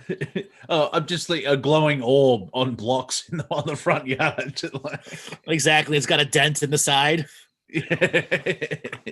How's my flying? Call me. Yeah. Exactly. So you said about the Octurians that they had an exciting moment in the last week. Okay, hold on. Let me go back to that frequency. So some things went on Hollow Earth, kind of like when TMZ tries to make a story, and a lot of the other news reports are like, "Nah, I don't think we can believe you, TMZ." And then a few weeks later, it comes out that TMZ was right, and TMZ just goes on "I told you so" moments. They're very rare, but they're good moments when that happens. Yes. So there was a very exciting moment where the TMZ proved itself about some scandals in Hollow Earth that were trying to be covered up. Ooh. That made it out. Yes. So there were...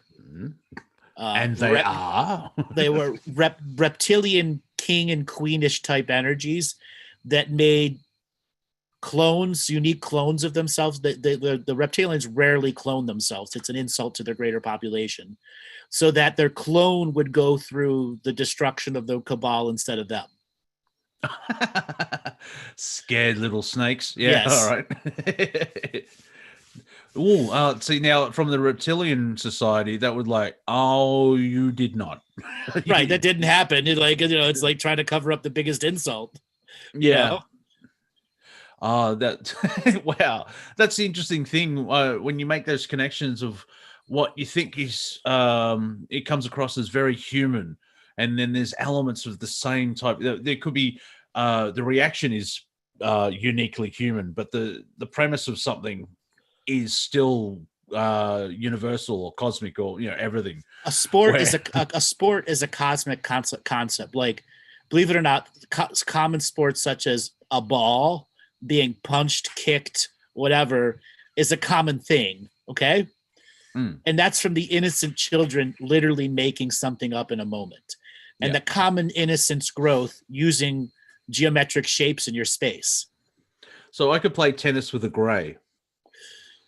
Well, there are, like I told you about those galactic restaurants, there are other ways where you could play football and everyone can be from a different planet, but you're all sharing a common holographic skin suit. And it's your expression of making the skin suit work to your will.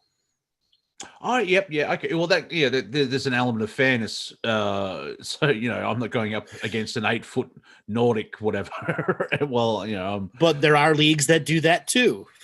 Oh, of course. Right? Your hologram, the way the size of your hologram doesn't really matter, and the sport scales to the team's capacity to change, do whatever. They may share rules like get the ball across the line, you score points. Yeah. Intergalactic, you think sports fans here wait till they realize there's a whole galaxy and universe. Something that's very popular on a lot of worlds is low gravity golf. Okay. Now, golf is hitting a ball with a stick is an ancient thing throughout many. It's not just solely here on Earth. Okay. Yeah. And it's basically stick ball. Every culture's got a different version of it. But you're doing stick ball with a team trying to do tricks over miles. Because you could hit a ball like miles with a barely of a tap and make it go 3-4 miles if you're really low gravity. Yeah, like golf on the moon, where you it's a one par 300-kilometer hole. Right, exactly.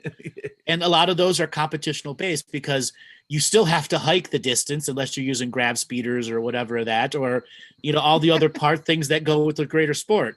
Sometimes there's predators in between you and them. Yeah. I just had an email like, hell, this hole's going to take 3 weeks because we've got to travel so far. How do you find your ball?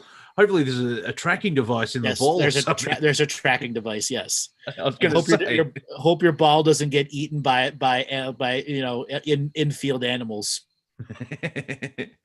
Yep. Intergalactic blood sport golf coming up next. Well, no, the whole point is you being aware that a predator is there and using your energy to offset it from wanting to attack you. Oh, yeah. I know a couple of people, it's a couple of decades ago, but while at the pub, they came up with full body contact pool or snooker. It was very interesting. Full contact Marco Polo. Yeah, Marco Punko. Yeah, exactly. But, so everyone, while you're trying to take a shot on the pool table, you got the one guy trying to fend or block the other two. Right, and then like sports like billiards here has created many alternate types games in other places where you're doing a multi-dimensional version of billiards with scores of versions of other people's selves in a betting type format, seeing if your betting can influence one dimension of the ball to go into another direction. Okay. I actually use billiards, snooker, and pool is the one reason to learn geometry in school. Just for that, you're like, why should I learn this? You're going to play pool? Yeah. There you go. Exactly. You may not, figure out how to do a moonshot with Apollo 7.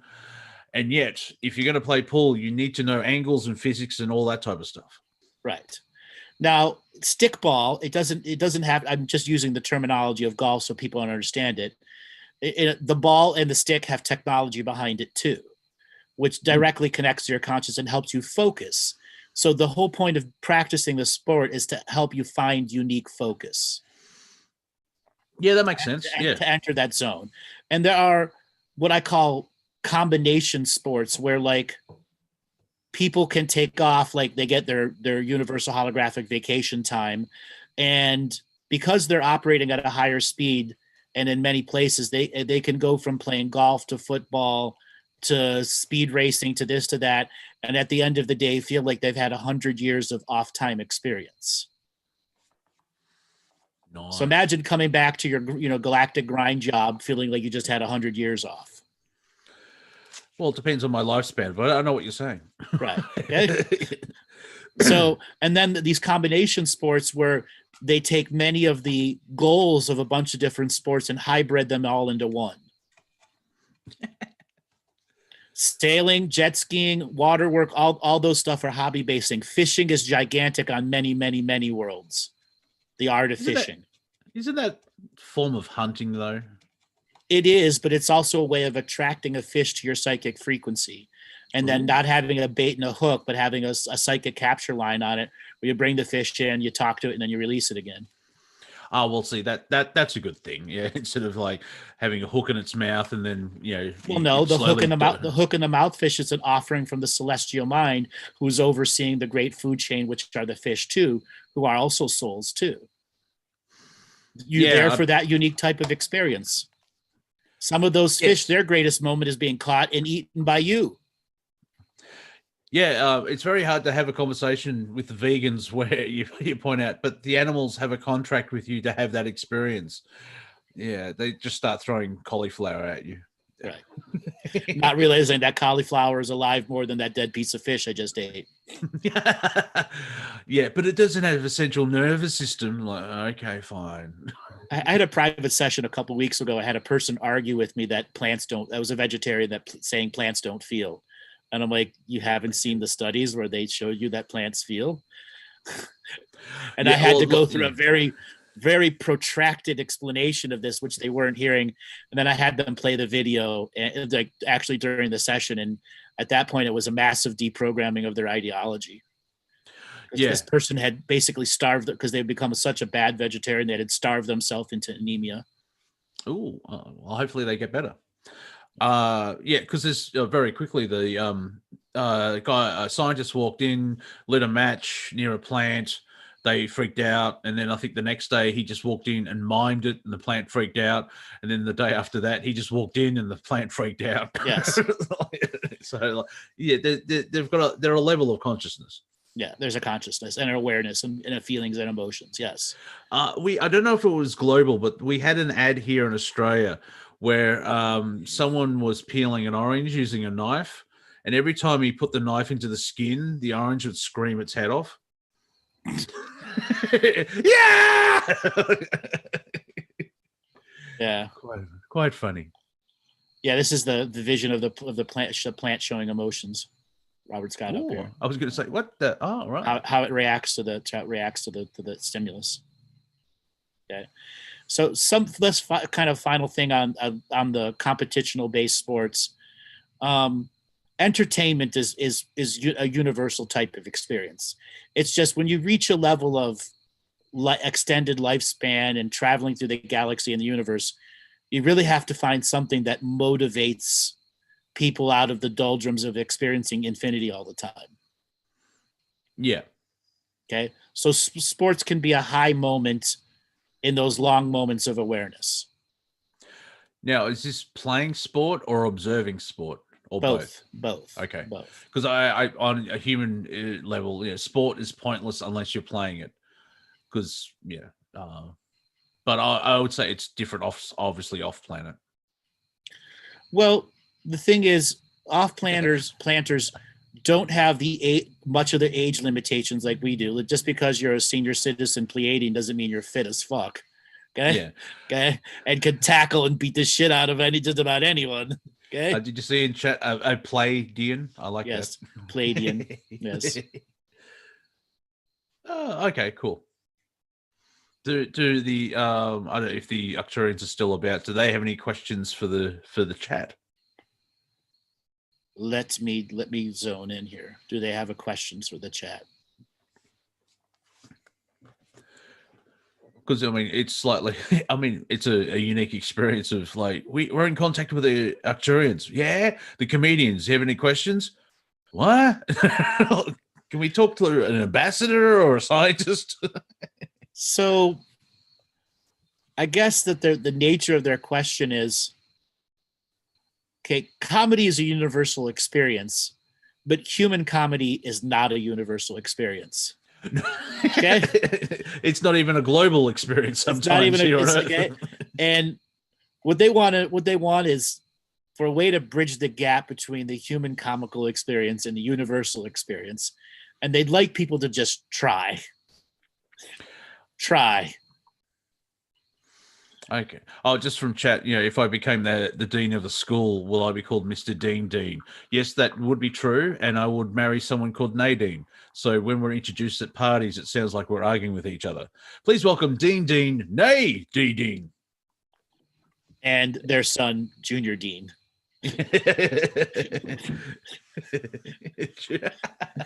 Nice. So yeah, exactly. I wrote that 10 years ago. Junior Dean the third. Well, let's. How about we take some callers? Yeah, all right. We've got about 20 minutes to go, so okay. Yes. So for those that are here in the chat room and want to call in and talk to us, go ahead and raise your hand. If you are listening on any other device in any other place and want to be a caller, you must be in the Zoom room. Right now, we see just a few paltry people raising their hands. So everyone knows what the threat is. If you do not raise your hand, you get a wedgie. And if we call on you and you said you only raised your hand because you're going to get a wedgie, you're going to get made fun of. Mm-hmm. All right. Yeah, no pressure. No pressure. Exactly. There we go. We've got some more hands coming up there. All right, Robert. Let's spin up the wheel of callers and see who is going to give us an interesting conversation. All righty, Sean, you're unmuted. Hello. Sean, hey, how you doing? Where are you calling from? Just outside Philadelphia.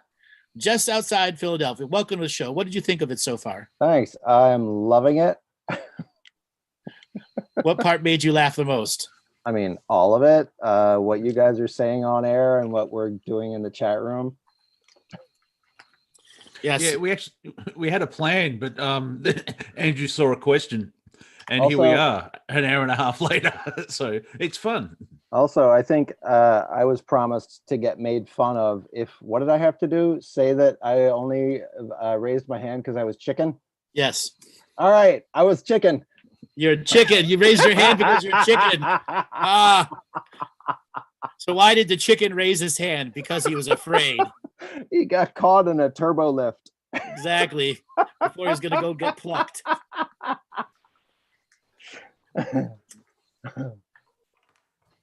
Yes.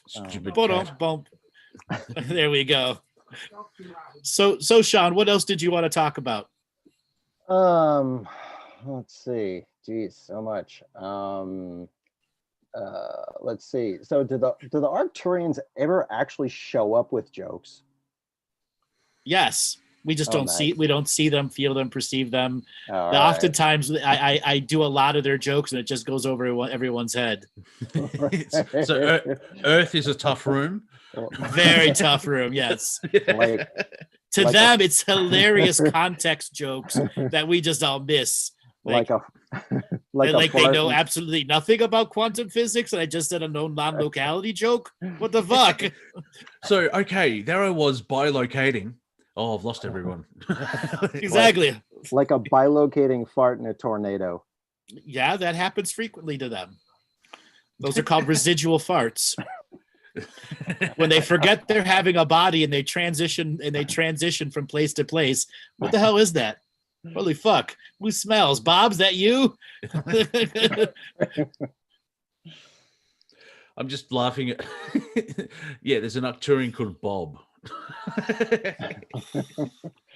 He's the same backwards as forwards. Yes. Well, I name all my aliens Bob, and they get mad at me for that. All my angels, everything, they're all Bob. You're connected to the infinite and your creation of limited imagination, and you call me Bob? Yes. I've had many arguments with the infinite creator beings because generally they don't want to be named because it makes it even more difficult to connect to it because there's this whole name power thing that's falsely done here on Earth. Yeah, Anyway, labeling, so yeah. a note. So I'm just going to call you Bob because I need to have a name-based reference for you. And then they after a few minutes of contemplating the higher powers, they realize the facetiousness of me naming them Bob. Wait a Yeah. minute. Yeah, wait a minute. Hey. I mean, if you want to go Joe Biden, you can't really go, the thing every time you're talking. Right. It's not like I'm like, you want to be Donald Trump?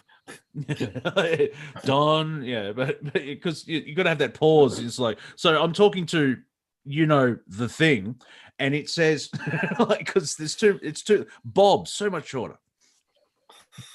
Yes. So I name all my contact beings Bob. Nice. This is Bob, and this is my other brother Bob. Yeah. And there's a collection of Bobs out there who don't have the same affinity for Andrew that they did before. Here, Bob, can you just tread water for a second? The image of there's a whole civilization where we are not allowed to tell us your name. All right, you're a Bob. Wait, okay, hang on. Don't we get to choose our name? We welcome the Octurians and the Palladians, and Bob's here. Hello, Bob. It's a free will universe, but your name is Bob. Your name is Bob. Yep, your name is Bob. Forever will you be known in the Akashic record as Bob. And you might be related to Beelzebub. Uh-oh. Yeah, the nephew that went wrong, yeah. Yes. It's like being John Bob. It. Of it, right. Exactly. Or being Bob Malkovich. Famous Bobs through reality. Well, there's Bob, and then there was Bob, and or if you've seen the movie What About Bob, Richard Dreyfuss actually makes a Freudian slip. What about Boob? I mean Bob. I'm sailing as he's strapped to the mast. I was just thinking about the Tourette scene earlier today. Oh yes, that's fucking hilarious. Beautiful. So, something else the Octurians, people were asking about, do they watch YouTube and stuff before? And the answer is no, they despise YouTube, actually. They despise how social media is so destructive. And they have their own dark comedy about our social media systems. Yeah. That would be scary, having an enlightened civilization has dark comedy. Ooh. Right. That would be intense. The Arcturians' dark comedy versus Grumpy Cat. Yes. Exactly. The Arcturian dark comedy will win. They have human jokes, don't they? How many humans does it take to change a light bulb? Those don't work in their society anymore. It really has to be something snappy about what humans do fucked upness. Where do I start? Exactly. Where do you start? Exactly. Humans in their odd mating rituals. Yes, they spray paint their face and then go to a darkened room with loud music, flashing lights, and get inebriated and try and find a mate. And they wonder why these things don't work out. There was a great Far Side cartoon about the mating calls of different animals, and after the chica chica chica of the cricket, and then it ends on the bar guy going, "Hey baby, hey baby, hey baby."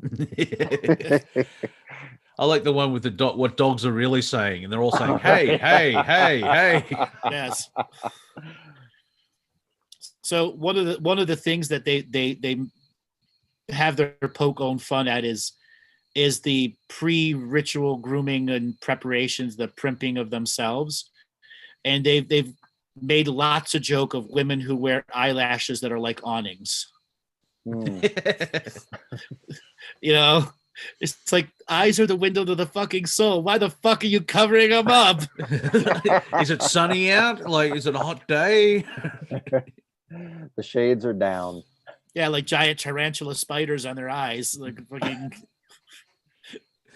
You can hear air move when they blink. Exactly. Wow. Yeah. The eyes are the windows to arachnophobia. There you go. Exactly. Eyes are the windows to arachnophobia. All right, Sean, thanks a lot for calling in. We're going to take our next caller now. Thanks for having me. You're welcome. All right, Robert, let's spin up the wheel of callers and see who is next. Hey, Tanya, you're getting a signal to unmute. Tanya, are you there? Hi, you guys. This is Tanya and this is Cynthia. Hey, We're just hey. hanging out. Hi. Time. Great. Where are you guys calling from? San Francisco. San Fran. San Francisco. Welcome to the show. What do We you all right. pray for you. What do We you all think? pray for you. Uh-huh. What do you think of the show so far? Oh, we're having a good time. Love We're it. cracking up over here. So good to laugh. What are you guys laughing about? What are some of the things that have jumped through on you? Well, what we were just laughing about were the big eyelashes. Are you one of those awning wearers? Nah, Nah, not so much. no. Occasionally I'll use an eyelash curler, but Well, I can't tell you how much I laughed when the Octurian comedian actually called them. You have eyelashes like awnings. Okay. my friend was an awning installer, so he would crack up at that too. So it has a personal meaning to you. Oh, There you go, Robert. Yes. That's right. So chic. So what did you have anything comical you want to tell us, or anything you want to share with us, or anything you want to talk Well, about? so Cynthia has a question. Okay. A question. well, yeah, I've had a question for a really long time. I've been hearing about 3D and 5D, and I was wondering what happened to 4D. 4D is the awakening, where It's like a time bridge? time no longer has the same relevance to what it did before. And you go through the journey of detoxifying from time itself so that you can exist on many timelines. And then you earn fifth density or fifth dimension as part of the journey of not accepting one time as your soul frequency. It's a transitional period area. Right. Mm-hmm. And of course, yeah. If I'm in 5D before you, I'll be handing you a 6D bus pass when you get there, just to freak you out for it. What the hell? Hey, why does 6D have a bus to start with? And why do you need a pass? Yeah, exactly. I can bilocate anywhere in Cosmos. What do I need this fucking thing for? Oh my gosh. Great. Is 4D kind of the heart area, the heart space? Not really. It's more of a disassociation of Roman numeral time to owning you. Hard space is always a part of the journey, especially in third dimension. Fifth dimension, there's a lot more heart stuff opens up to you. Fourth dimension is about accepting that heart space is what's created everything. Even the fourth dimension is still through the creation of the heart, but it is meant to experience time as a heart and non-heart expression. But time's not actually rigid though. It's not stuck in stone. Time can be fluid though. Yes, very fluid. Yes. So you can start creating time, and I'm sure you've had, like, I use the example of if I do 5 minutes of comedy on a stand-up stage, I can, if everyone's on point and enjoying the jokes, time just feels like my set goes for 10 seconds. But if I'm bombing and it sucks and no one's laughing, I could stretch that out to an hour and a half, even though it's 5 minutes. You've had moments where, if you had a teacher at school, now we're going to talk about the wonderful, exciting part of Shakespeare. And you and 45 minutes is just like 4 months. And then you have those teachers which are human, and time flies when you're having fun. Yes, it does. So, ladies, do you have anything else you want to talk about? Well, we were talking about Earth earlier and how from our perspective, we see it as a giant flushing toilet bowl where we're clearing up all this karma. And okay, here we go back to the poo. Life is better after a big poo.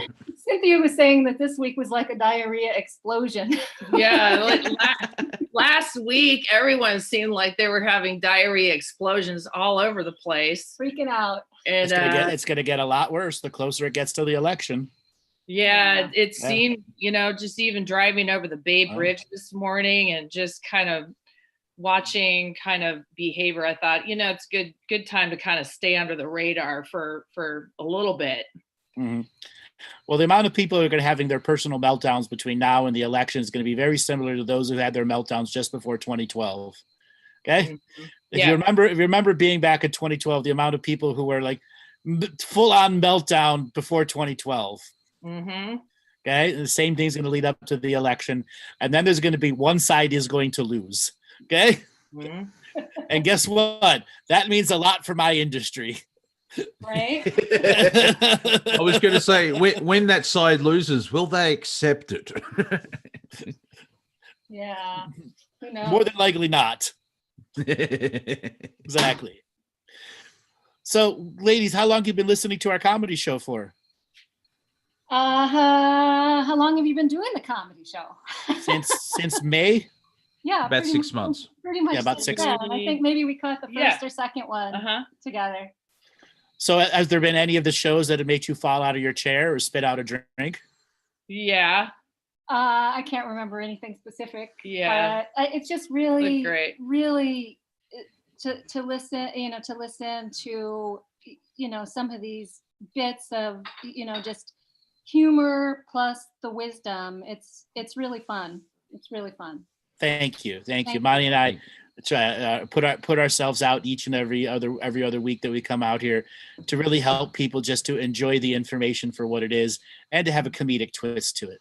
Mm-hmm. And Well, break I up the really- energy as well. Really feel that. Yeah. Yeah, I really appreciate it. I really do. Just kind of lightening things up, just so we don't get too serious about things. Just do the best we can, right?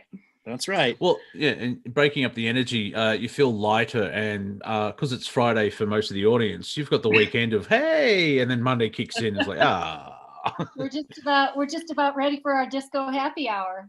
Yeah. Friday here at 5:00 in San Francisco. Yeah, We've been doing a socially distanced neighborhood block party. beach party out on the street, 22nd Street, New York. Wow. Yeah, people are mentioning the something that made them laugh in the chat room. It was a Pleiadian boy band called Insynchronicity, and that's actually a real band. I'm not faking that. That's real stuff. yeah, Love but are they good? That's the question. Yes, they're damn good. Synchronicity. Yes, Insynchronicity. We'll give them a listen. Just connect to the Pleiadians and to the Insynchronicity channel. Don't worry. It will, when it happens, it's meant to. Exactly. It's in synchronicity. Yeah, exactly. Like me having to translate that there's a Pleiadian boy band with this name was hard enough, but I laughed my ass through it. Well, I would get stuck on there's a boy band. I was stuck on that, the boy band, and then I realized it's not like 5 or 7, it's like 70,000. That's a large state. Do they do dance routines? Yes, they do dance routines, they do all that. Big holographic shows. That manager must be like a god for that band. All right, yeah, I called everyone. Took a while, but we're all here now. Can we see him if we print him out with the dot matrix printer? You can try. Everyone was kung fu fighting. Yeah, that would be an interesting film clip of 70,000 people. I'm I looking would. forward to those intergalactic golf games. Looking forward to that. Oh yeah, those could be quite fun, And I said before, dodging predators and stuff, that's to hone the many other skills that you can learn while doing a sport.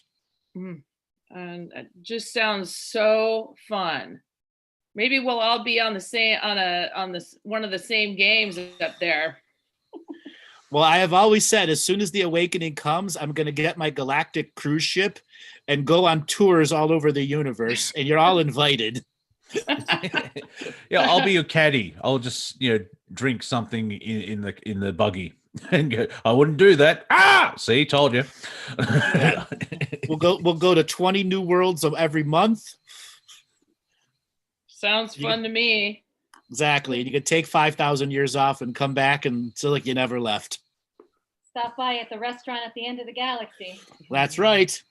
So long and thanks for all the fish. Exactly. So long and thanks for all the fish.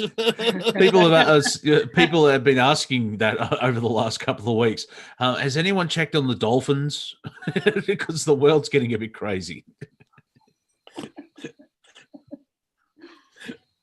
Excuse Arians, that's good. So, girls, is there anything else you want to talk about? No, I just want to say how much I appreciate both of you for having this. It's really Thank you. Thank you so much for calling in. Thank you so much for putting some time and having some fun with us. Love you guys. We appreciate it a lot. You're welcome. Take it easy. All right. You too. All right, Robert, let's spin up the wheel of callers and see who is next. You did. I don't think the question came around. Yes, it did. We hear you. Heard that. I guess we better mute our mics. Hi. Hello, how are you doing? What's your name and where are you calling from?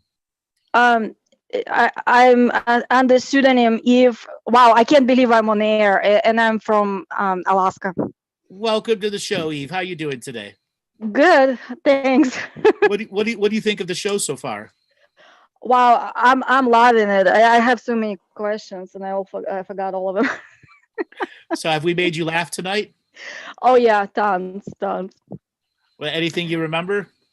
Oh my God! I wanted to ask you if you could elaborate on the meat eating, or if you could say something about what is Russia and Putin playing this role in this whole mess as of right now? Because it seems to me, United States going the way of Russia, and Russia looks kind of the way of, you mentioned France, the way they were back then in this whole mess. I don't know if it makes any sense at all. No, it does make sense. What's happening here in the United States is the breaking down of patriotic barriers and bonds, where the patriot is no longer oathful to a single office or a single organization that was never a beneficial organization in the long term. Now, when the Russian system went down, it was as much as an economic need for the system to go down and reform it itself, and allowing the natural corruption that already existed there to reform the government within the oligarchs' wants, needs, and desires. Here, we have the oligarchs being broken down and being replaced by tech giants and corporations, where oligarchs and old money will no longer run the way the system is going to be done. So it's a very different battle between the old guard and the new guard, and they're trying to break down the patriotic systems of the government so that there's no single ownership of power anymore. So they're fractalizing. Yeah, fractalizing. Mm-hmm. And so it can take whatever, the rest of our lives, right? Well, the rest of the world also has to react to America going insane. Mm-hmm. Okay, Laughing America is a good start. America has been the bully on the block for a long time, and the rest of the block can go, hey, the bully's beating itself up. Let's bully-proof ourselves now. Okay, let's not use petrodollar. There's a whole bunch of things the rest of the world can do while America's going insane. So it's more equilibrium between America and the rest of the world? But some form of equilibrium can be done. Yes. Yeah.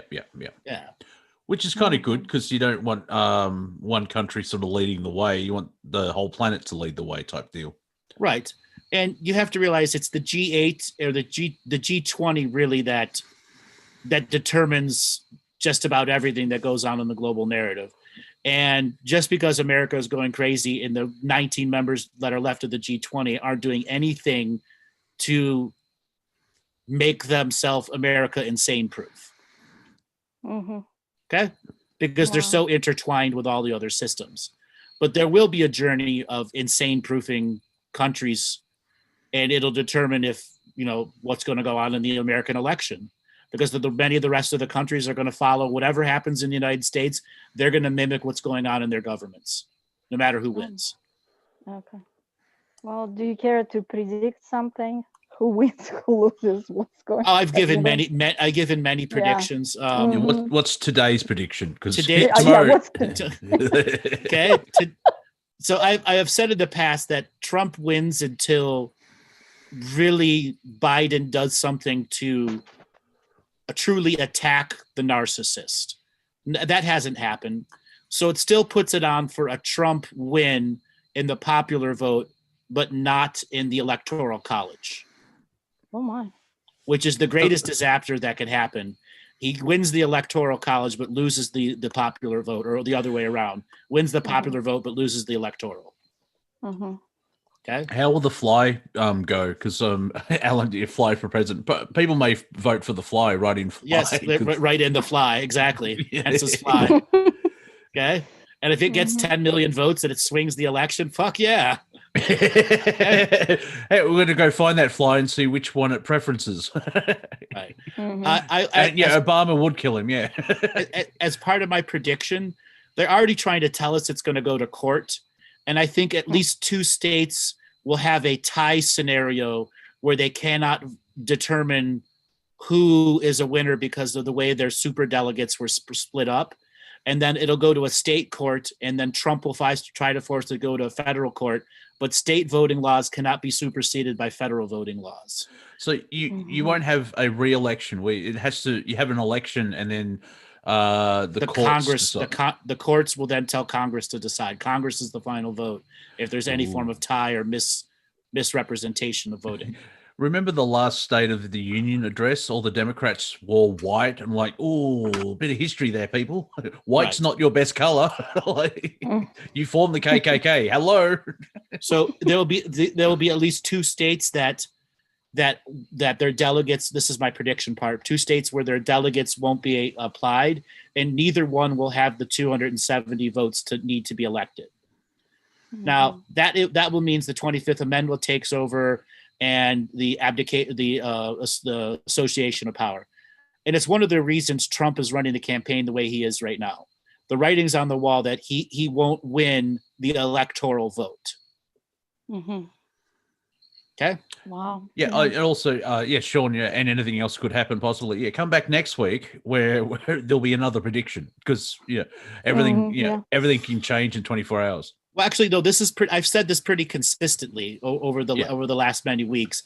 But the difference now is Biden can't gain a win over Trump with the popular and electoral. There's no Democratic landslide. Period. That's completely gone, in my view. Mm-hmm. Mm-hmm. Well, that's one thing from the debates. They're not winning new voters. They're just sort of energizing their own base. Well, the debates have always proved that the debates never influence voters because usually they're very boring ass things that people turn off after 10 minutes. Yeah, fair enough. Yeah, well, yes, I believe that. I had to watch it for my show. I'm like, God. Okay, Google or YouTube some of the older presidential debates and vice presidential debates from the Obama and Clinton eras, and my God, you snore fests. Okay. Or don't. That sounds like torture. I want to add one more thing to this prediction thing. We say every day it's going to change. What I'm looking at is lines of potential. There are other lines of potential that have somewhat of an equal value to what I've been saying, but the only way I could describe it, it's much more of a long shot. A lot of things have to stay solid for that to happen in a very mutable world. As an example, Trump showed COVID-19. What if the day before the election he has to go on a respirator and then wins the popular election and loses the votes, but still on a fucking respirator? Yeah. Okay. I was good. Guess what? Nancy Pelosi would then become the vice president.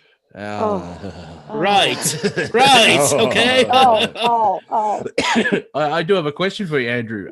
Given there's usually an October surprise and it's 2020, what level of surprise are we talking about here? Well, we've already had the surprise. Oh, okay. Well, that's surprise. Right. Surprise is we made it to October. We're still on lockdown. Surprise. Yeah, you've made it to October. Welcome to the 10th level of Jumanji. Yeah. Okay. So there's no more bigger surprises than coming out. We made it. Still in Corona lockdown. Yeah. Cancel. Christmas is cancelled. So yeah. I believe New Zealand's voting today, and there's a Queensland vote coming up as well. And it's. I'm glad we're all here, and I can't wait till it all ends. So when you go through traumatic times, that you get to a point like, oh, I'm glad we went through that. But in the middle of it, it's like, no, stop. Mm-hmm.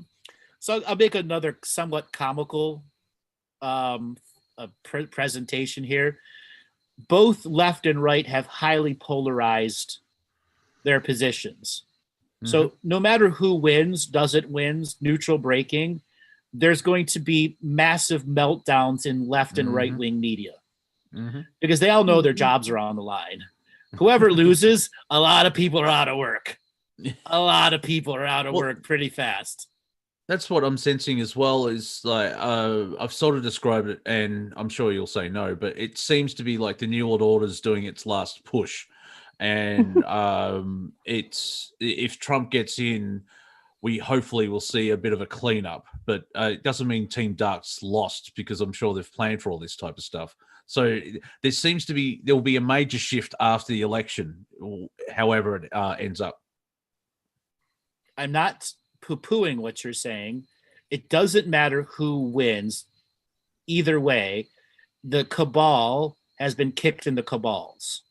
Okay? Yeah. And it will take time for them to recover from that nut shot before they try to enforce the next set of personalities they want you to be their savior.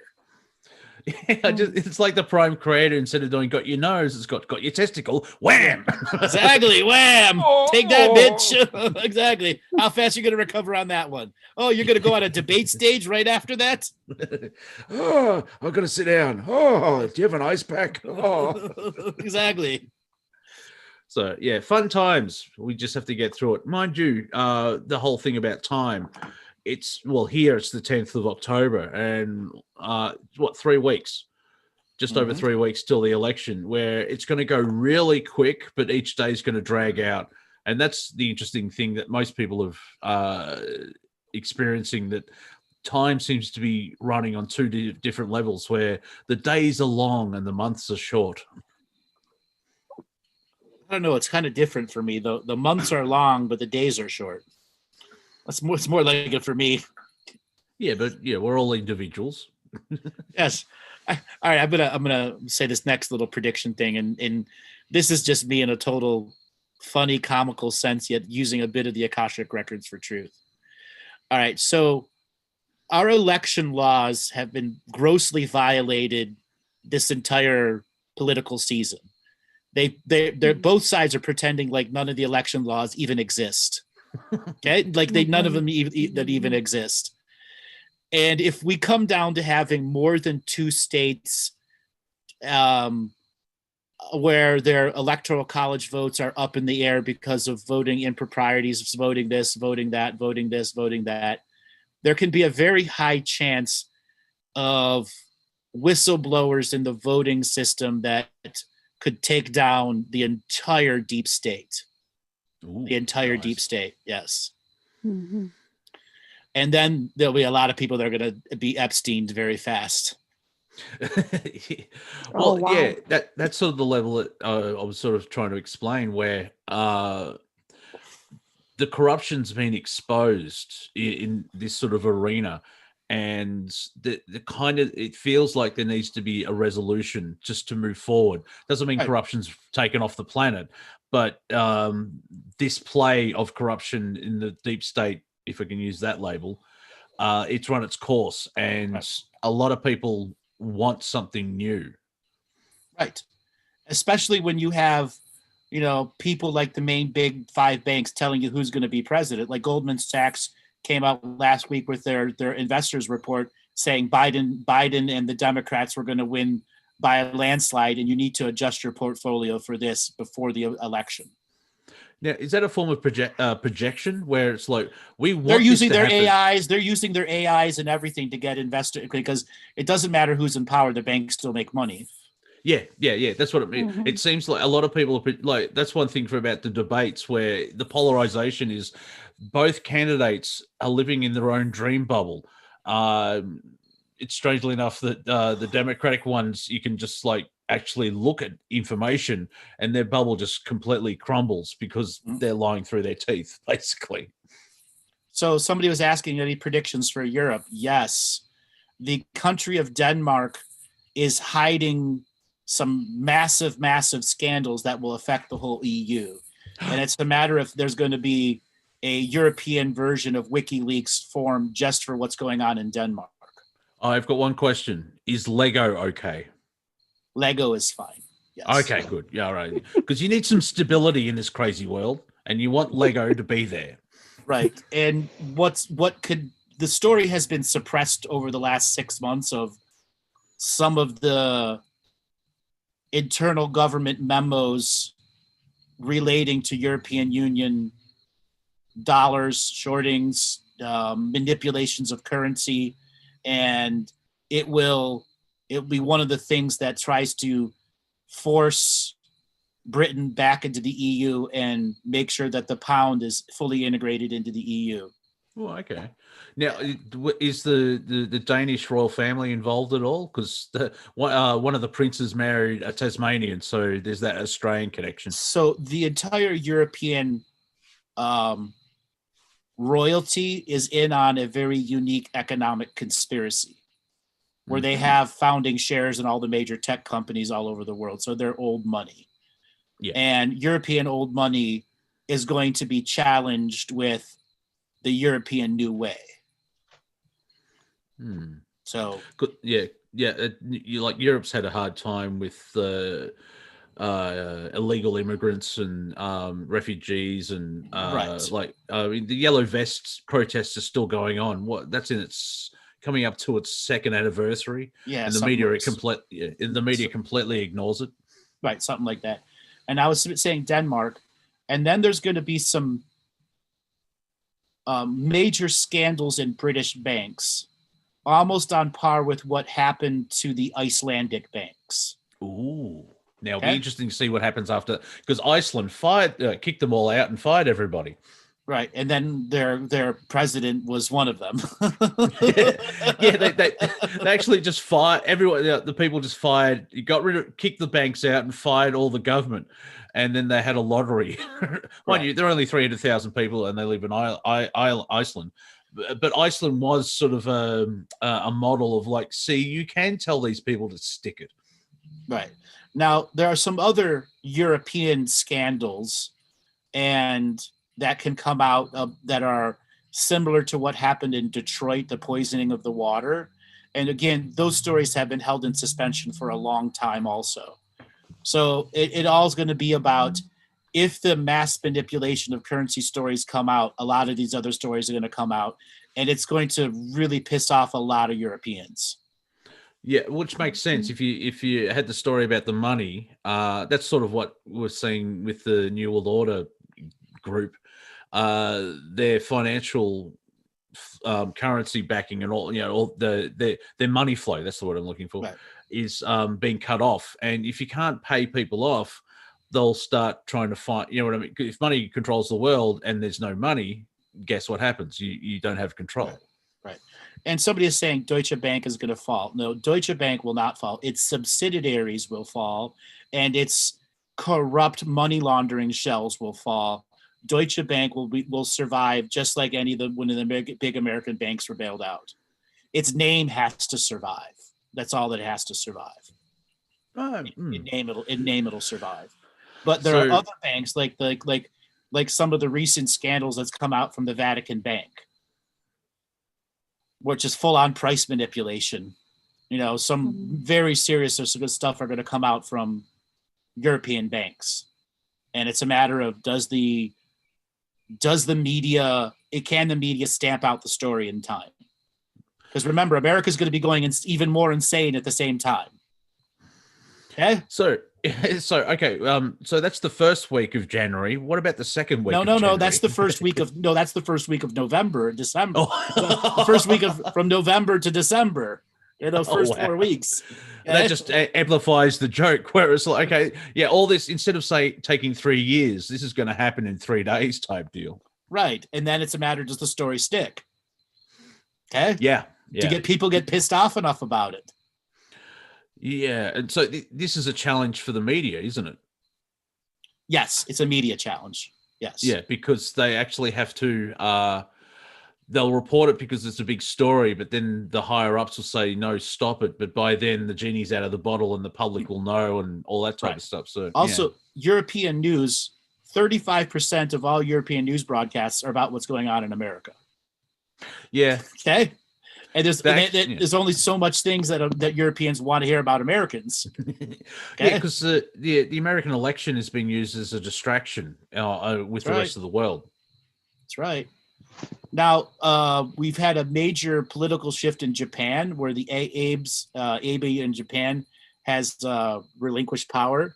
Now, that unfolds a whole different economic bag of multidimensional worms. Yes. Okay, because a lot of things are pegged to Japanese production levels that were commodity markets that were paid for 100 years in advance. They're in the top 5 economies in the world, aren't they? Yeah, they're the G20. I don't know what they are. Yeah, I think they're like 11. Yeah. Yeah, they're high up. They're near same level as California. So that's a major player, basically. Yeah. Yes. Now, if Japan is unable to hold the tidal wave of credit default swaps, CDOs, and all those other things, the same thing that happened in 2008, all of the Asian banks are going to take it in the ass hardcore. And China will have to have a bailout equivalent to its banks, equivalent to what happened here in 2008. I was going to say, because China's very rickety at the moment as well. Right, but there will be no global crash. Okay, so it'll be isolated. It'll be isolated. It will not travel markets. Yeah. Yes. Well, that's kind of good. Well, no, it just proves how fake the system is. Oh, well, yeah. From our point of view, that's good. How can you have a complete global market meltdown over there, but it not affect Wall Street at all? Why are they gaining 1,000 points? Wait a minute. Yeah, because I have moments, not clarity, but moments of like trying to escape the control mechanism of the narrative of the planet. And just this feeble human mind with its logic sits there and goes, wow, that's big. But as you know, from a spiritual point of view, you get the right cat video, and that's the tipping point to everything. That's right. It's the right cat video, the cat rap video. Yeah. The cat rap. Meow, meow, meow, meow, exactly. meow, meow, meow, meow, meow, meow, exactly. Cat rap. Okay. So all these predictions are for 2020. Well, yes, for 2020, this year. Now, again, these are some forms of long shots, and it's a matter of how the media is going to deal with them. And this is me having fun with, seeing the potentialities that are going on. Something stranger. Okay, we have a Pacific Island economic system that exists as a buffer and trade space between Asia and America, meaning all of the Pacific Islands have their own manufacturing process, etc.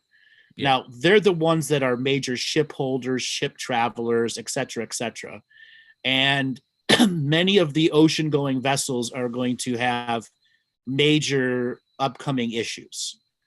There have always been anomalies at the sea in sea where ships lose power, get stranded or lost, or so on and so forth.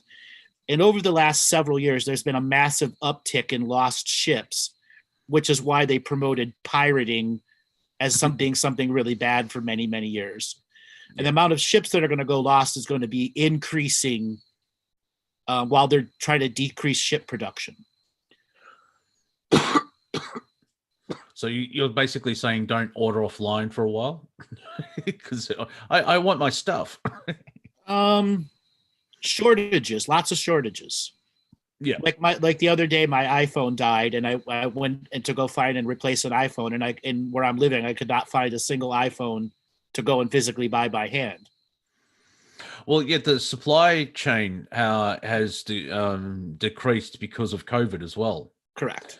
Because I've bought a couple of things from the Metallica website, and it's taking it. The album came out 3 weeks ago or however long, and apparently the packaging finally came through. Right. And I've got two packages. One's a T-shirt that's going via Japan, but I've got a vinyl and CD, a DVD, and that's gone through Louisville, Kentucky. It's fascinating how they've gone different parts. But one package is in Sydney, so I'm happy with that. It's in the country, but yeah, it's weird how because of the restrictions from COVID, trying to make sure everything is healthy from the mainstream perspective. That and everyone's at home online, so it's really weird where there's a boost in business for freight, but there's a restriction on freight because of the reason there is. You want to make the thing I was getting at is freight disappears off of freighters, and this has happened for many centuries going on. Yeah. When I'm saying ships are going to go missing, it's just another part of a greater global cover-up of shit happening in the open oceans that's not supposed to happen. Now, when you say missing, like are they get sunk, or are they being transported off planet, or are they hijacked, all of the above? Okay, so and more. So what is happening then, without giving away too much? They enter a part of the ocean where the fabric of realities is very thin, and altering forces of manipulation take a matter out of the hologram, literally, and try to force the hologram to react to it losing matter. So nefarious groups are using the frequency change on the planet. Yes, kind of like a global Bermuda Triangle effect. All right. Okay. Sounds fun. Okay. Now, some other things that we could have in the run-up and post part of the election, no matter who wins, is major scandals coming out of the closing of the movie theaters. Yes, yeah. Okay? Because Hollywood's freaking out.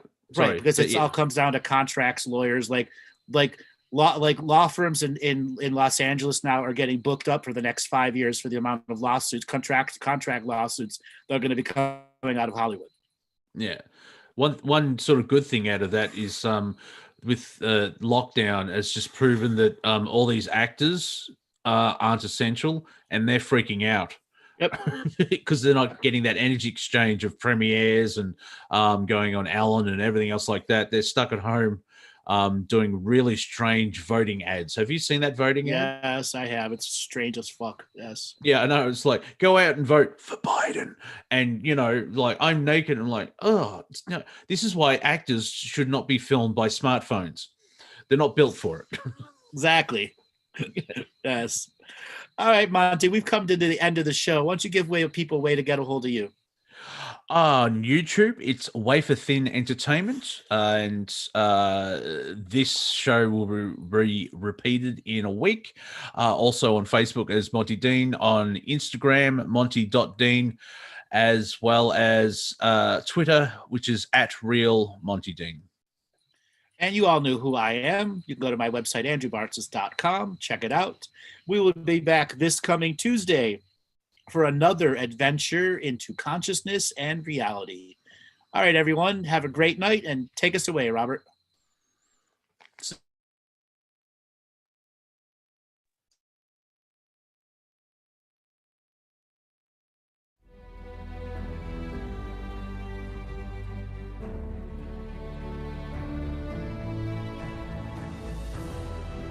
Each different bubble of reality is true. A galactic historian is a person that looks at all the lines of dramatic karma. Nudge, nudge. It's the Holy Grail. Improvise. Mysterious. It's counter psychic intelligence. Why is DNA farming of this star cluster so important? Because we do manifest our reality. We do create our reality.